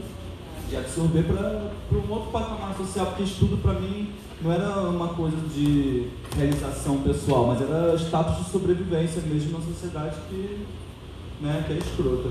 E Mas eu comecei a fazer cinema num curso. Comecei a fazer cinema num curso chamado. Um curso chamado Clipes Ativistas, que era um curso do Marcos Faustini na Escola Livre de Cinema de Nova Iguaçu, em Austin. Então era um dos cursos de pontão de cultura quando a gente tinha o Ministério de Cultura. E participei desse curso, e a Yasmin Tainá também participou, então diversos realizadores da Baixada Fluminense começaram a ter um contato fora da escola com a arte, e uma arte ligada ao território, assim. Então essas discussões começaram a vir muito em voga, e foi uma das primeiras percepções, assim, de que eu poderia estar disputando esses espaços artísticos e comunicacionais. E aí eu vou tentar o FRJ, vou passar com cota de ação afirmativa para pessoas de baixa renda. Então, mais uma vez, existe toda uma dinâmica de inclusão social a partir de um governo de esquerda que vai permitir que diversas camadas da população estejam podendo gerir seus próprios projetos e falar suas próprias histórias. E aí, dentro desse processo, me interessava muito, né, entender como eu iria reconstruir esse imaginário de Nova Iguaçu, mas também fazendo certas escolhas firmes, não tendo que negociar tanto com as questões que as grandes produções, que a produção de cinema às vezes pede, né? E essas escolhas envolviam, por exemplo, que eu queria que as chefes de equipe majoritariamente fossem pessoas de início de carreira, pessoas negras, que tivessem alguma passagem pela universidade, ou não, mas assim, que precisassem de um filme financiado para assinar, né? Eu já tinha ouvido de um histórico de tentativa de experimentação com a Narca Filmes, que é um coletivo de vídeo e arte contemporânea que eu tenho no Rio de Janeiro desde 2014, e a gente sempre participou ligando estética e política muito forte com os movimentos queer do Rio de Janeiro, e à noite como espaço de distribuição, a festa como espaço de distribuição. E são filmes bem diferentes do Perpétuo. No entanto, são filmes que não são financiados e que, de uma certa forma, tem um outro nível de precarização. E aí, quando eu consigo... E aí, assim, o que eu sinto de impacto desse tempo é que nós podemos começar a perder a nossa capacidade de enunciar. E eu sinto que no momento onde de fake news, de pós-verdades, a informação é um poder, né? Controlar a informação, controlar o registro. Por isso que, para mim, a ficção hoje tem cada vez mais sendo indistinguida do falso. Ficção hoje constrói história, né? Ficção diz história, né? O Trump é uma ficção, o Bolsonaro é uma ficção também, né? Assim, se torna matéria, se torna documento, sabe? E isso para mim era uma grande questão, porque durante todos os 5 anos que eu entrei na universidade, que eu já queria filmar em Nova Iguaçu, eu não conseguia filmar em Nova Iguaçu, porque as pessoas que eu conhecia majoritariamente eram brancas no espaço. Eu entrei em 2013, 10 anos de publicação afirmativa, então foi aí que começou a ter outras circulações na universidade. Então eu passei toda a universidade procurando pessoas para formar os meus pares. E isso, sem a política pública, eu sinto que existe um outro gap muito maior. Porque eu comecei a participar de espaços que eu não participava. Eu comecei a ir para Lagoon, Leblon, comecei a trabalhar com diretoras que já têm anos de carreira, comecei a estar em situações que, por exemplo, se eu fico mais de 1 hora depois da sala de cinema, da sessão de cinema no Leblon, eu para pagar um Uber para voltar para a Vila do João na Maré é R$70, mas uma pessoa que tem uma condição muito maior e mora em Copacabana paga um Uber a 15. Então, assim, ao mesmo tempo que a política pública também permite que a gente circule esses espaços, a estrutura do cinema não muda para que essas pessoas também continuem circulando, porque não é só uma questão de macropolítica e de política pública. Também existe uma lógica de mercado que precisa ser mudada. Transporte e alimentação, assim. Entendeu? E, assim, quem é o assistente que você contrata? Para mim também tem uma coisa assim, sabe? A gente vai continuar contratando os assistentes amiguinho da faculdade da PUC, sabe? Ou a gente vai se arriscar a entender outras pessoas que estão chegando também nesse processo. E aí, para mim, era isso, assim, eu acreditava muito no trabalho dessas pessoas que nem sempre eram muito vistas. Tive pessoas que já tinham tido experiência em longa-metragem antes, trabalhando, e que vieram de um trabalho que eu tinha feito pelo Semurá, e a pessoa fez uma assistência de direção para mim, e foi, assim, fundamental. Mas, majoritariamente, as pessoas vinham de um contexto onde elas precisavam montar um portfólio, e montar um portfólio com financiamento do Estado, né, assim. E aí, nesse contexto, entrando para o lugar da fotografia e da cinematografia. Uma das pessoas com mais experiência no set é a Suelen Menezes, que é diretora de fotografia, também é o primeiro curta financiado que ela assina. Já teve uma experiência de trabalho com o Lula Carvalho e tal. E a gente entrava muito numa discussão que às vezes eu mesmo não tinha muitas experiências para resolver certas dinâmicas do set mesmo, porque estava lidando com uma equipe de 32 pessoas, estava lidando com uma outra abordagem de cinema que não me era familiar, né? E aí essas escolhas elas começam a tomar corpo quando eu percebo que eu não tenho como controlar tudo, né? Assim, quando a direção percebe que é muito menos sobre liderança e mais sobre mediação desses saberes que geram conhecimentos e práticas na arte, na foto, né, no texto. E aí o roteiro do filme, durante esses 5 anos, mudou muito, eu mudei muito, mas ele sempre teve uma vontade de construir a ficção a partir das memórias afetivas das pessoas que moravam no território. Então, eu sabia que existia uma trama, um arco dramático, mas ele se construiria nos encontros. E a partir desses encontros eu não sabia o que vinha. Então eu não estabeleci, o dispositivo que eu estabeleci na preparação de elenco foi convidar para que as pessoas falassem o que da vida delas elas gostariam que fosse um filme. E aí elas fabulavam, e aí sim, existe um ponto do roteiro que é ficcional, e existe algo que eu também acho que é ficcional, que é a elaboração da pessoa sobre a sua própria vida, né? Porque por mais que ela pudesse falar sobre si, eu queria que ela tivesse distanciamento entre personagem e atriz, né? A Edna vai falar sobre a Edna, mas ela não é a Edna, ela é a Lúcia. E qual é o embate que você vai ter aí? E para mim isso era muito potente, porque eu achava que borrava os limites entre ficção e documentário. De repente você está num texto ficcional e de repente mudou para um testemunho e você já não sabe mais onde começou uma coisa, onde terminou outra. E isso me interessava muito como abordagem política mesmo, sabe? De perceber que as comunidades, os grupos, eles são muito complexos, ninguém é uma coisa só, né? Eu não queria criar uma narrativa cristalizada sobre negritude, sobre negro, sabe? Eu queria realmente que as pessoas pudessem falar de experiências extravagantes, né? Assim, então acho que o filme vem muito desse lugar de vista pública e de cinematografia bastante nesse sentido. E também uma coisa que foi muito dialogada foi umas referências com o cinema oriental, porque quando eu morava lá eu gostava muito de anime, foi a minha primeira experiência com ficção. Então antes de eu entrar para a universidade eu assisti muita animação japonesa, e quando eu comecei a lidar com cinema eu gostava muito de Jazanke.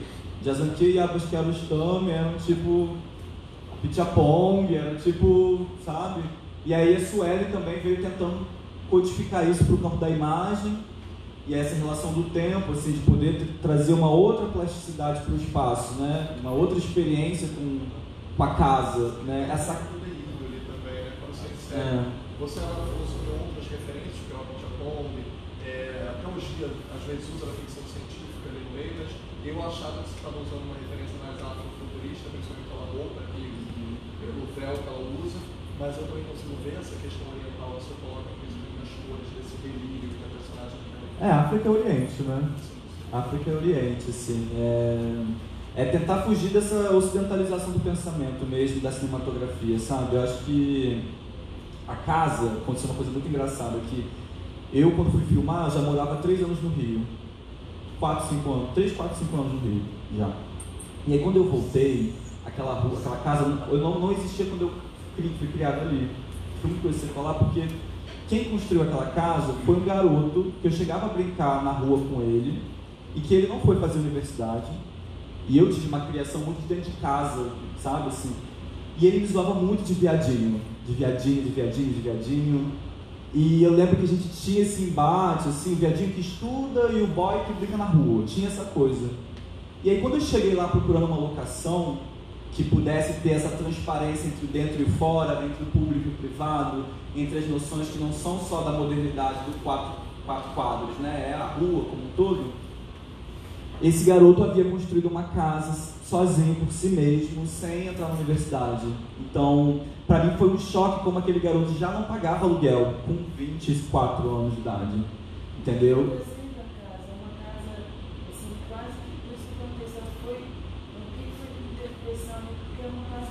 Nada. E aí parece que ela está em construção, mas parece que ela está em desconstrução. Você não sabe se ela está começando ou terminando.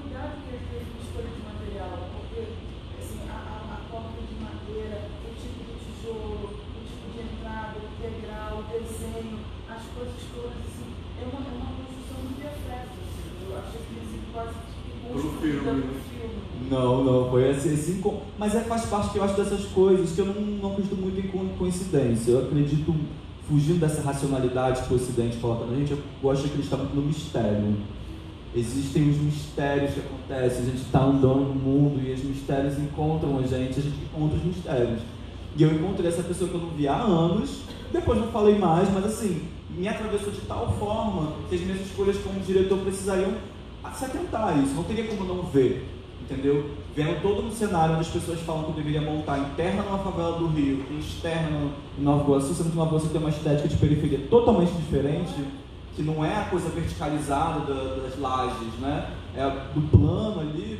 Eu falei, não, é isso, e é uma casa que é atravessada para fora, não tem nem como montar isso aí que as pessoas estavam me pedindo, sabe? Então acho que o mundo chama a gente para fazer os filmes também, sabe?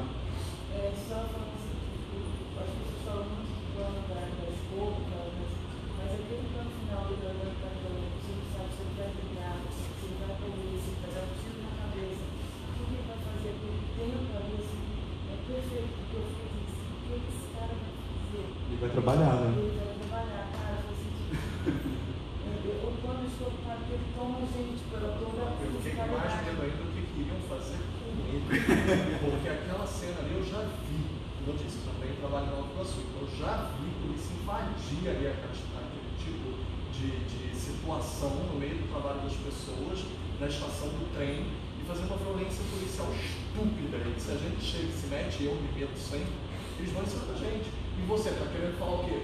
Que a gente diz, por que você está violentando a pessoa e tal? Então aquele suspense, para mim, foi muito real. Eu já vi aquilo, eu sei o que acontece no segundo depois, se a situação é outra.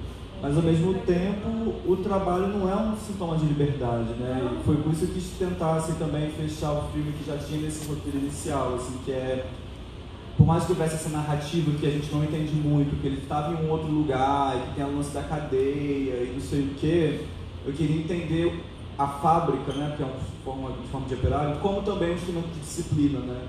Então a fábrica para corpos negros periferizados também é um lugar de sucateamento, né? Tipo assim, ninguém está livre de uma situação porque arranjou um emprego subvalorizado. E acho que o Brasil, no momento de política que a gente está vivendo, está vendo uma precarização do trabalho enorme. Assim, eu estou com muita dificuldade de arranjar trabalho de garçom, sabe? Tipo assim, eu estou vindo aqui vim com 30 reais pro festival e o festival está, tipo assim, me salvando, sabe, a semana. Então, tipo, a gente está num nível de que o capitalismo não precisa mais do trabalho forçado das pessoas, o capitalismo mata as pessoas para ele sobreviver, ele se alimenta, ele come as pessoas. Então, para mim, existia algo ali que era deixar o personagem no mesmo proporção das pessoas do mundo, né? Ele entra ali, desce a escada com uma roupa e tem várias pessoas ali esperando para ele trabalhar também, no mesmo tamanho que ele, assim. Não é um herói. Acho que o Brasil não é um lugar de heróis, o Brasil é um lugar de anti-heróis, assim. Eu acho que é um pouco sobre isso.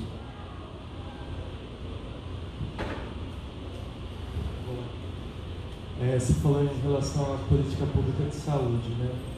É uma coisa que eu converso bastante com o Caio, né? Isso, nesse novo contexto assim, né, que a gente está, cada dia você acorda sem saber exatamente qual vai ser a notícia do dia, né? Assim, então, em relação, por exemplo, a políticas públicas, eles já dissolveram o departamento que era um departamento de HIV e AIDS, né, para um departamento que eles criaram novo, que é de doenças infecciosas, né?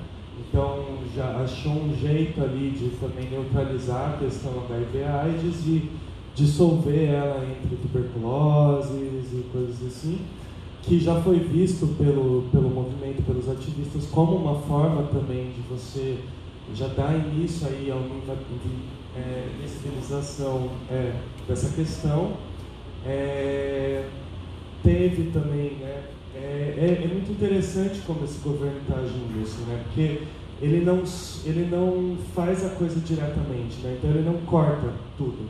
Então ele inviabiliza contratos com determinadas fábricas de remédio. Então ali você já não consegue mais que o Ministério tenha acesso a essas fábricas. Então você já começa a ter uma falta de remédios específicos para determinadas doenças. Isso, por exemplo, em relação ao câncer, assim, tem remédios de alto custo de câncer que não estão tendo mais acesso, e não foi uma política pública que ele só rompeu, porque isso geraria provavelmente uma manifestação muito grande. Assim. Então, ele cria uma burocratização ali do sistema, que por essa burocratização impede que você compre a medicação. Então é tudo muito sutil, né? Assim, no cinema está sendo um pouco assim também, né? Você burocratiza cada vez mais o fornecimento de verbas e tudo. Então você não precisa fechar a agência necessariamente, mas você vai viabilizando nas beiradas, assim, né? Vai colocando obstáculos.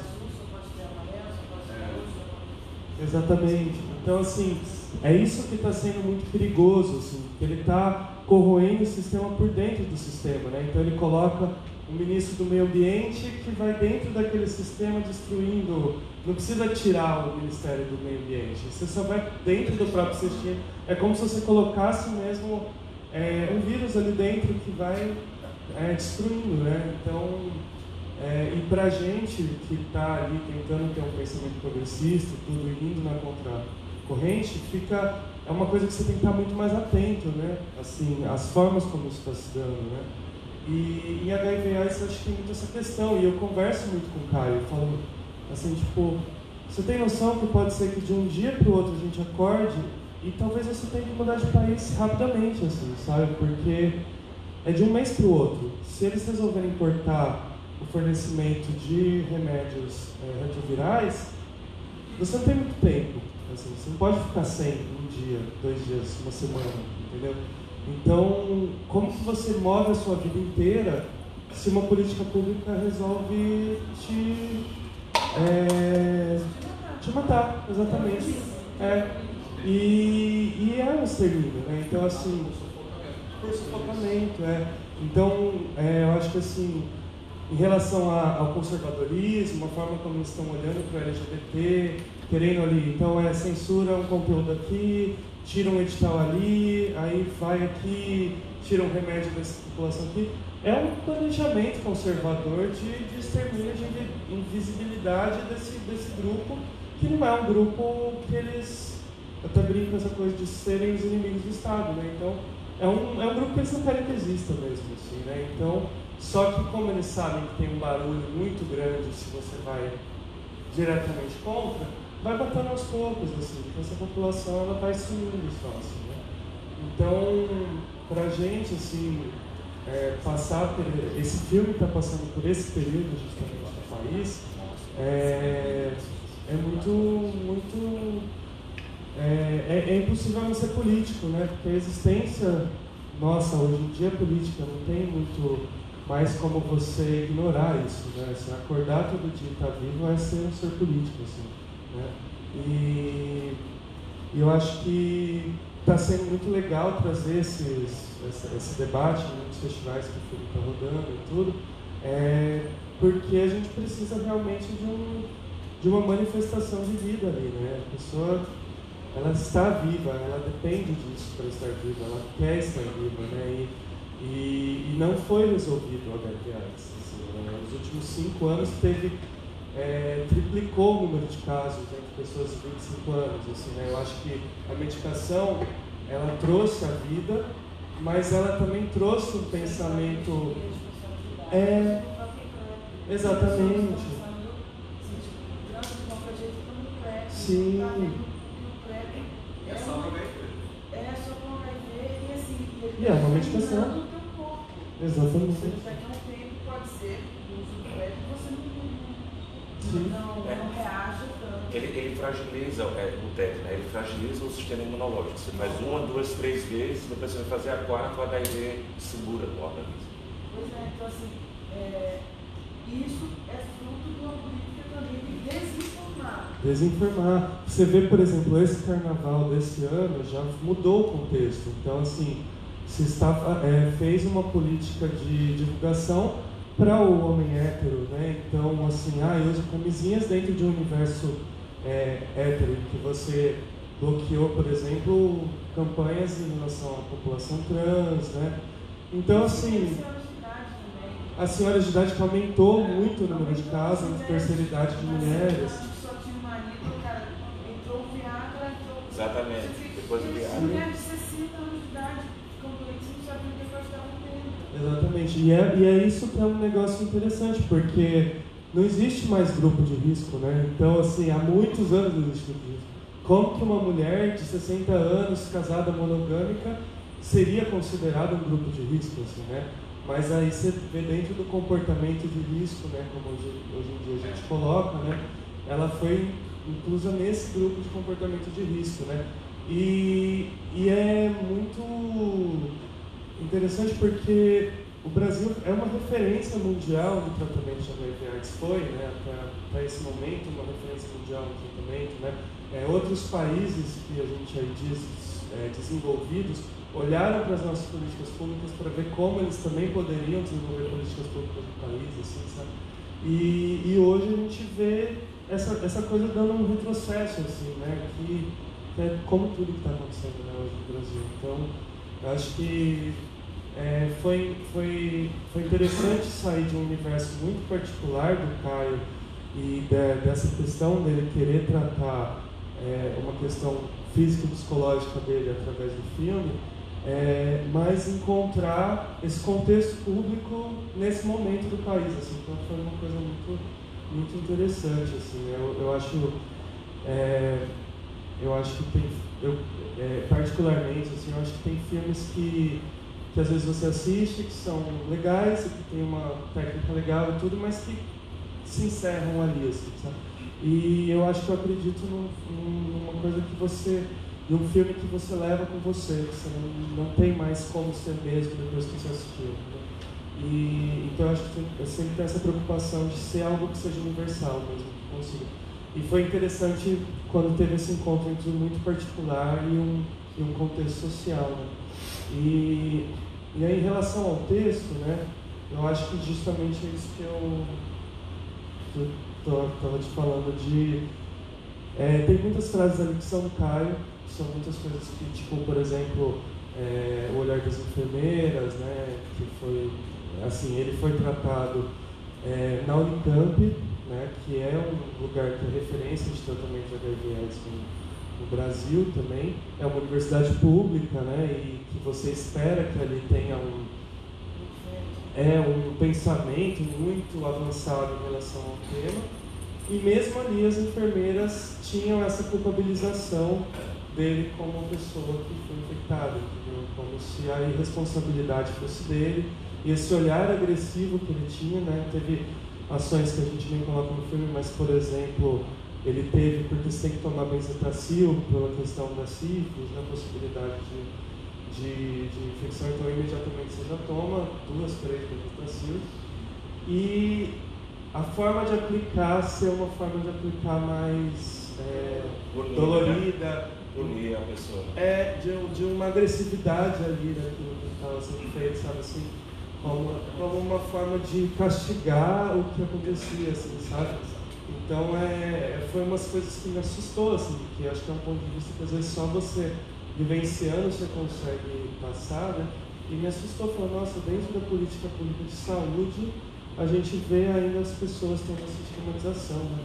Então tem frases que vieram muito dele disso, e outras frases que a gente também teve essa preocupação de buscar outras pessoas que também viveram com isso, né?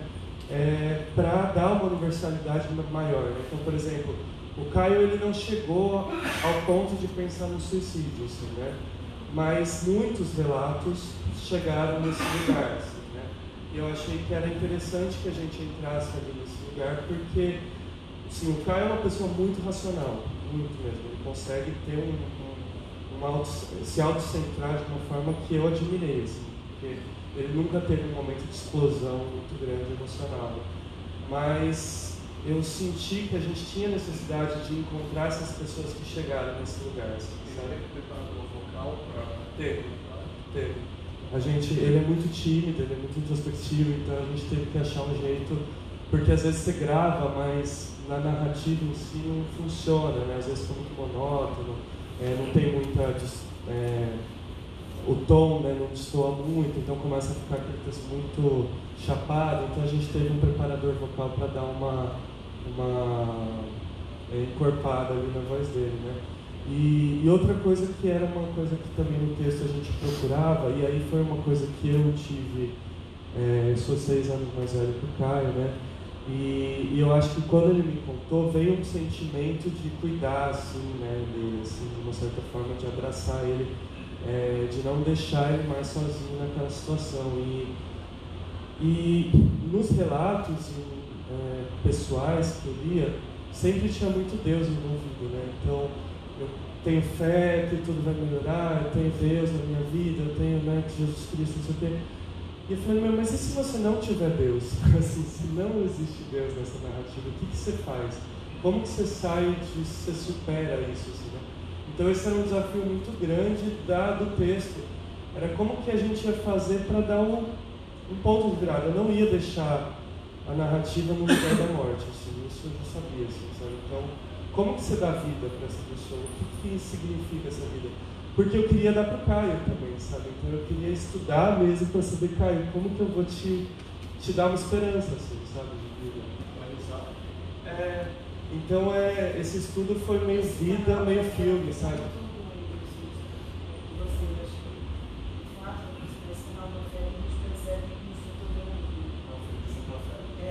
De amor, na realidade, todo o filme são filme de amor. Isso aqui eu fiquei muito feliz de ver, realmente muito emocionado. E não só, perdão do gancho, não só de amor, assim, de afetivo, mas também de uma frase muito bacana do seu filme que me agradeceu, que é uma desconstrução do desejo de suicídio, quando você, exatamente como você fala, você diz assim, eu não posso morrer porque minha mãe me ama, tem uma parte de você que toca, né? Não quero dar essa dor para minha mãe de eu morrer, né? Achei muito legal quando você frisou isso. Essa, na verdade, é uma frase do Leonilson, que do filme A Paixão de J.L., que o caso dele, né, a maior inspiração do filme é A Paixão de J.L., depois do Caio, assim, que ele morreu mesmo, né? E ele estava gravando para fazer um diário de vida, né? E de repente, no meio dessas gravações, ele descobre que está vivendo com HIV, e isso no momento em que era a morte, não tinha o que fazer, né? E nesse processo que ele começa, por exemplo, ter sarna, né? A gente não pensa em ser humano ter sarna, né? Mas que está tão fragilizado o corpo dele que está com sarna, e fala, gente, isso é um inferno na Terra, assim, eu me mataria, assim, sabe? Mas eu penso na minha mãe, como que eu vou me matar e a minha mãe vai continuar viva, sabe? Assim, e ele não consegue se matar, ele prefere deixar todo o processo acontecer porque ele não consegue pensar no suicídio pela dor da mãe. Então ali foi muito forte a gente pensar como se justifica o não querer morrer, né? E aí se justificar no outro, né? Na existência do outro, assim, que é o que extravasa aquele... eu tenho medo de falar um egocentrismo do suicídio, mas tirar só a questão de você definir a sua própria vida, mas a existência de outras pessoas emocionais do seu lado justifica você viver, né? Então, teve muito isso, assim, e eu acho que foi interessante, né, só para finalizar, que teve algumas camadas, assim, né? Porque esse filme, de uma certa forma, encontra a pessoa que vive com HIV, e eu recebi muitos relatos de pessoas que vivem no armário e que falaram, pô, o filme contou uma história, e né, que lindo poder me ver retratado disso bem, e poder ver a coragem dele, de ter falado, e eu acho que isso inspirou eles até mostrarem o filme para pessoas que eles gostariam de contar, então o filme acabou tendo essa utilidade, assim, né? Tem pessoas tipo festival, né, héteros brancos, que às vezes não vivem realmente no universo do HIV, e que às vezes se sensibilizam pelo filme, não no HIV, mas às vezes também vieram me falar, eu tive câncer, eu passei por uma situação de finitude e de repente eu encontrei muita identidade nisso que vocês estavam falando, então acho que isso foi muito legal. E a camada do Caio, que era tipo, realmente, ele até hoje não falou pra mãe, não falou pro irmão, então mas ele usou do filme muito para contar pros amigos e para realmente aquela parte de minha família, meus amigos, eles vão descobrir agora. A gente teve uma sessão que era só assim, de pessoas que foram assistir um filme que ele estava protagonizando e saíram de lá sabendo que ele estava com HIV e tiveram que passar por todo o processo do filme para conversar com ele depois. Então isso, para ele mesmo, dizendo que acabou sendo um processo de cura para ele muitas vezes.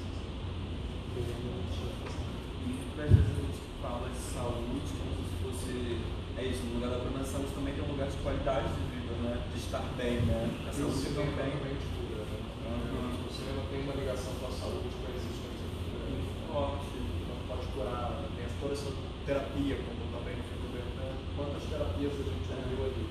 Perdão, gente, é porque já não sinalizaram ali sobre o filme, a gente também tem que ouvir a resposta do cara. Eu vou falar sobre isso. Eu sei, você bem breve. Então, focando, primeiro falando da parte das políticas públicas, o Cerrado é um dos biomas mais ameaçados do planeta Terra, né? No ano passado, a WWF liberou um estudo que vem acompanhando desde 1970 a degradação comparativamente da Amazônia com o Cerrado.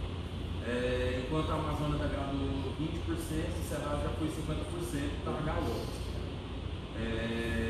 O Planalto Central é muito focado no agro-business, né? E é isso, você passa nas estradas, é soja ou queimada de incêndio, de cerrado e tudo.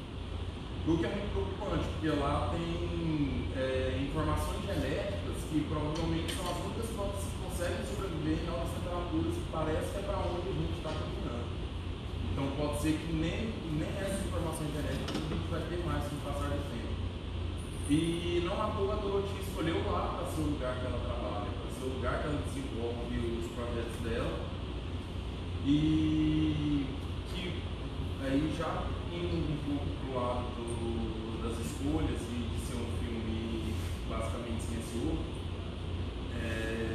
Silencioso não, porque eu considero um musical silencioso. Não, porque são cinco porque músicas, assim, né? aquele grito dos pássaros no começo, aquilo ali ficou ecoando na minha cabeça, o tempo inteiro, assim, ele não tem, eu falei de silencioso, assim, ele não tem um texto, né? Mas assim, aquele grito dos pássaros, falando do fogo, a água, a flauta, tudo, as folhas dos corpos das pessoas, assim, mas a ausência do texto forma Sim. Então, essas imagens elas foram gravadas num incêndio de 2017, que foram incêndios provocados um pouco antes ainda, pré-golpe, tinham liberado a ampliação do Parque Nacional da Chapada dos Veadeiros. E aí, em 2017, já foram colocando em prática e foram incêndios coordenados em volta de todo o parque para poder dar uma barrada nessa política. E foi o maior de todos os incêndios registrados na Chapada dos Veadeiros. E o pessoal tem o coletivo Oial de São Jorge, que fizeram as imagens e receberam para o filme também. A gente gravou um mês depois do incêndio, ano passado. Mas acho que mais são suas, não o coletivo. Só a parte do drone ali do fogo, que é do coletivo Oial. O-Y-A.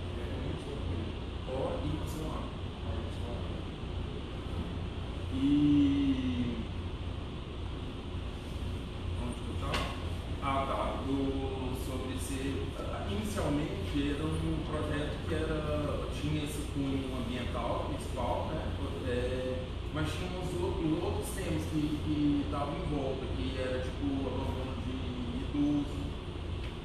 Então era muito mais até silencioso, sabe? Muito mais, sei lá, sempre esse clássico mesmo, era só ela ali no dia a dia.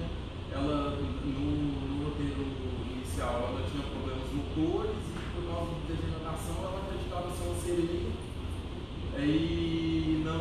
e acreditava que poderia morrer a qualquer momento, porque a água do mundo estava acabando também e ela, como sereia, ela não poderia sobreviver. Da entrada da Dorothy, ela falou: eu jamais faço uma velha dessa daí que você quer. Você pode pôr uma velha ativa, uma velha que traz mudança, uma velha que traz transformação. Uma velha dessa daí abandonada, não faço. Você vai procurar uma atriz. Ela é bem forte. E, enfim, daí foi tudo transformando, né? Essa história inicial. Inclusive, essa pegada da sereia era uma coisa que eu já estava querendo descolonizar. E aí veio essas coisas dos elementais, da natureza, desse ser que a gente nem nomeia, mas é um ser da água, um espírito da água que está aprisionado ali, enfim. É isso. Né?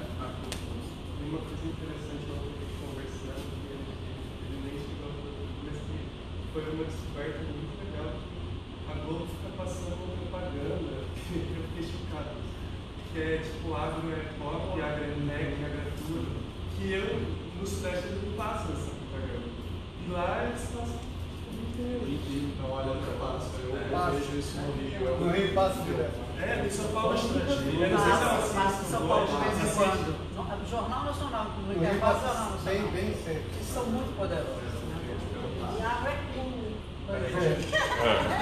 Hoje você vai levantar o braço, a gente tem que encerrar. É jogo rápido? É rápido. Vai. Eu só queria perguntar para ele, que eu lembrei disso agora, como que entrou o didgeridoo?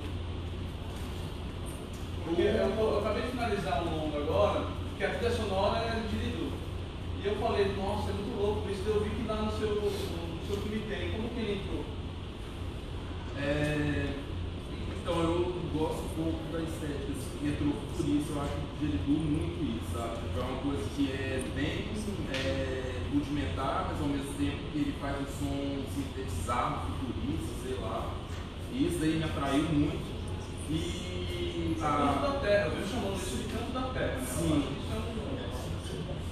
E o trabalho da Dorothy, por ela ter a carreira da música também, que ela acabou abandonando de forma comercial, mas é um instrumento de ensino dela, a turma que faz aprende a trabalhar com artes integradas mesmo, teatro, música e tudo. E o didgeridoo é uma das coisas que ela aplica para a galera lá. A sanfona também, que ela usa no filme. E aí é isso, muito legal. Foi muito coletivo também, a gente foi criando junto, a trilha sonora, o trabalho dela com o técnico de som, da Dorothy com o técnico de som, e da turma que faz também. A turma que faz que criou as músicas dos rituais e... Natália, você queria fazer uma fresca? É rápido? Era rapidinho, porque assim, duas coisas no filme de ontem.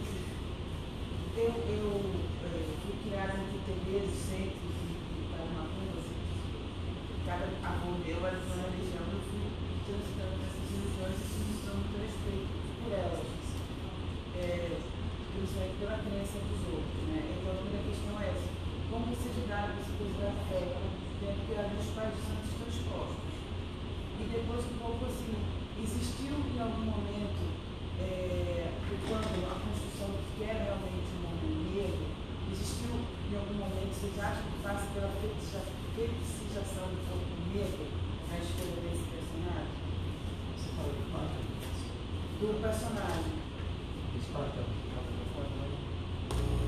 Da escolha do autor para interpretar esse corpo negro. Né? Não, porque o personagem real era negro e tal, e foi o próprio William que escolheu, convidou, ele não conhecia Afro Walter, e disse, e Pântano, quem é que a gente vai? Ele disse, eu tenho uma pessoa ótima, tá? Aí ele escolheu. Em relação à religião, eu sou ateu, mas assim, eu gosto das religiões que mais me interessam é Umbanda, embora eu acho super complicadas, já me explicaram, se for ler esses deuses todos, é muita coisa, muito nome que eu não consigo memorizar e também não me aprofundei. Eu gosto muito de todos os meus filmes, tem alguma coisa, todos não, mas os documentários de Admácia, ela também era espírita, era candomblessista e tal. A gente filmou o terreiro, o filme. Tem sempre personagens assim por conta da religião desses personagens, mas assim, eu não tenho, não me aprofundo, não leio sobre religião e nem tenho mais assim, acho interessante tudo, adoro ir para os terreiros, eu gosto do ritual, né? Eu gosto da música, eu gosto dos personagens e tal, tenho um respeito, embora eu sei que tem uns charlatões, como tem todas as religiões. Quer até charlatão com cargo político, né? Por exemplo, mas a mãe Severina me surpreendeu ela ter incorporado aquilo, porque ela era uma pessoa totalmente diferente do que ela na tela, né? E eu acho que ela não enrola, embora ela seja, a gente percebe o amadorismo dela com as cartas, ela vai dizer a mesma coisa para todo mundo. Você está sofrendo, desiste dessa pessoa, essa pessoa não te dá valor. E é engraçado que ela faz, ela não sabe por quê. Ela pergunta, faz tempo que você perdeu ela não sabe o que dizer.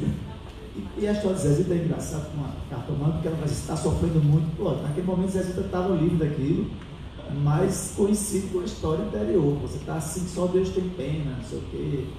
Então, na montagem, a gente parece estar dizendo naquele momento, falando de Zezita, né? E eu acho que ela tem uma sinceridade, ela não cobra para os serviços dela, ela gosta de ajudar as pessoas e tudo mais.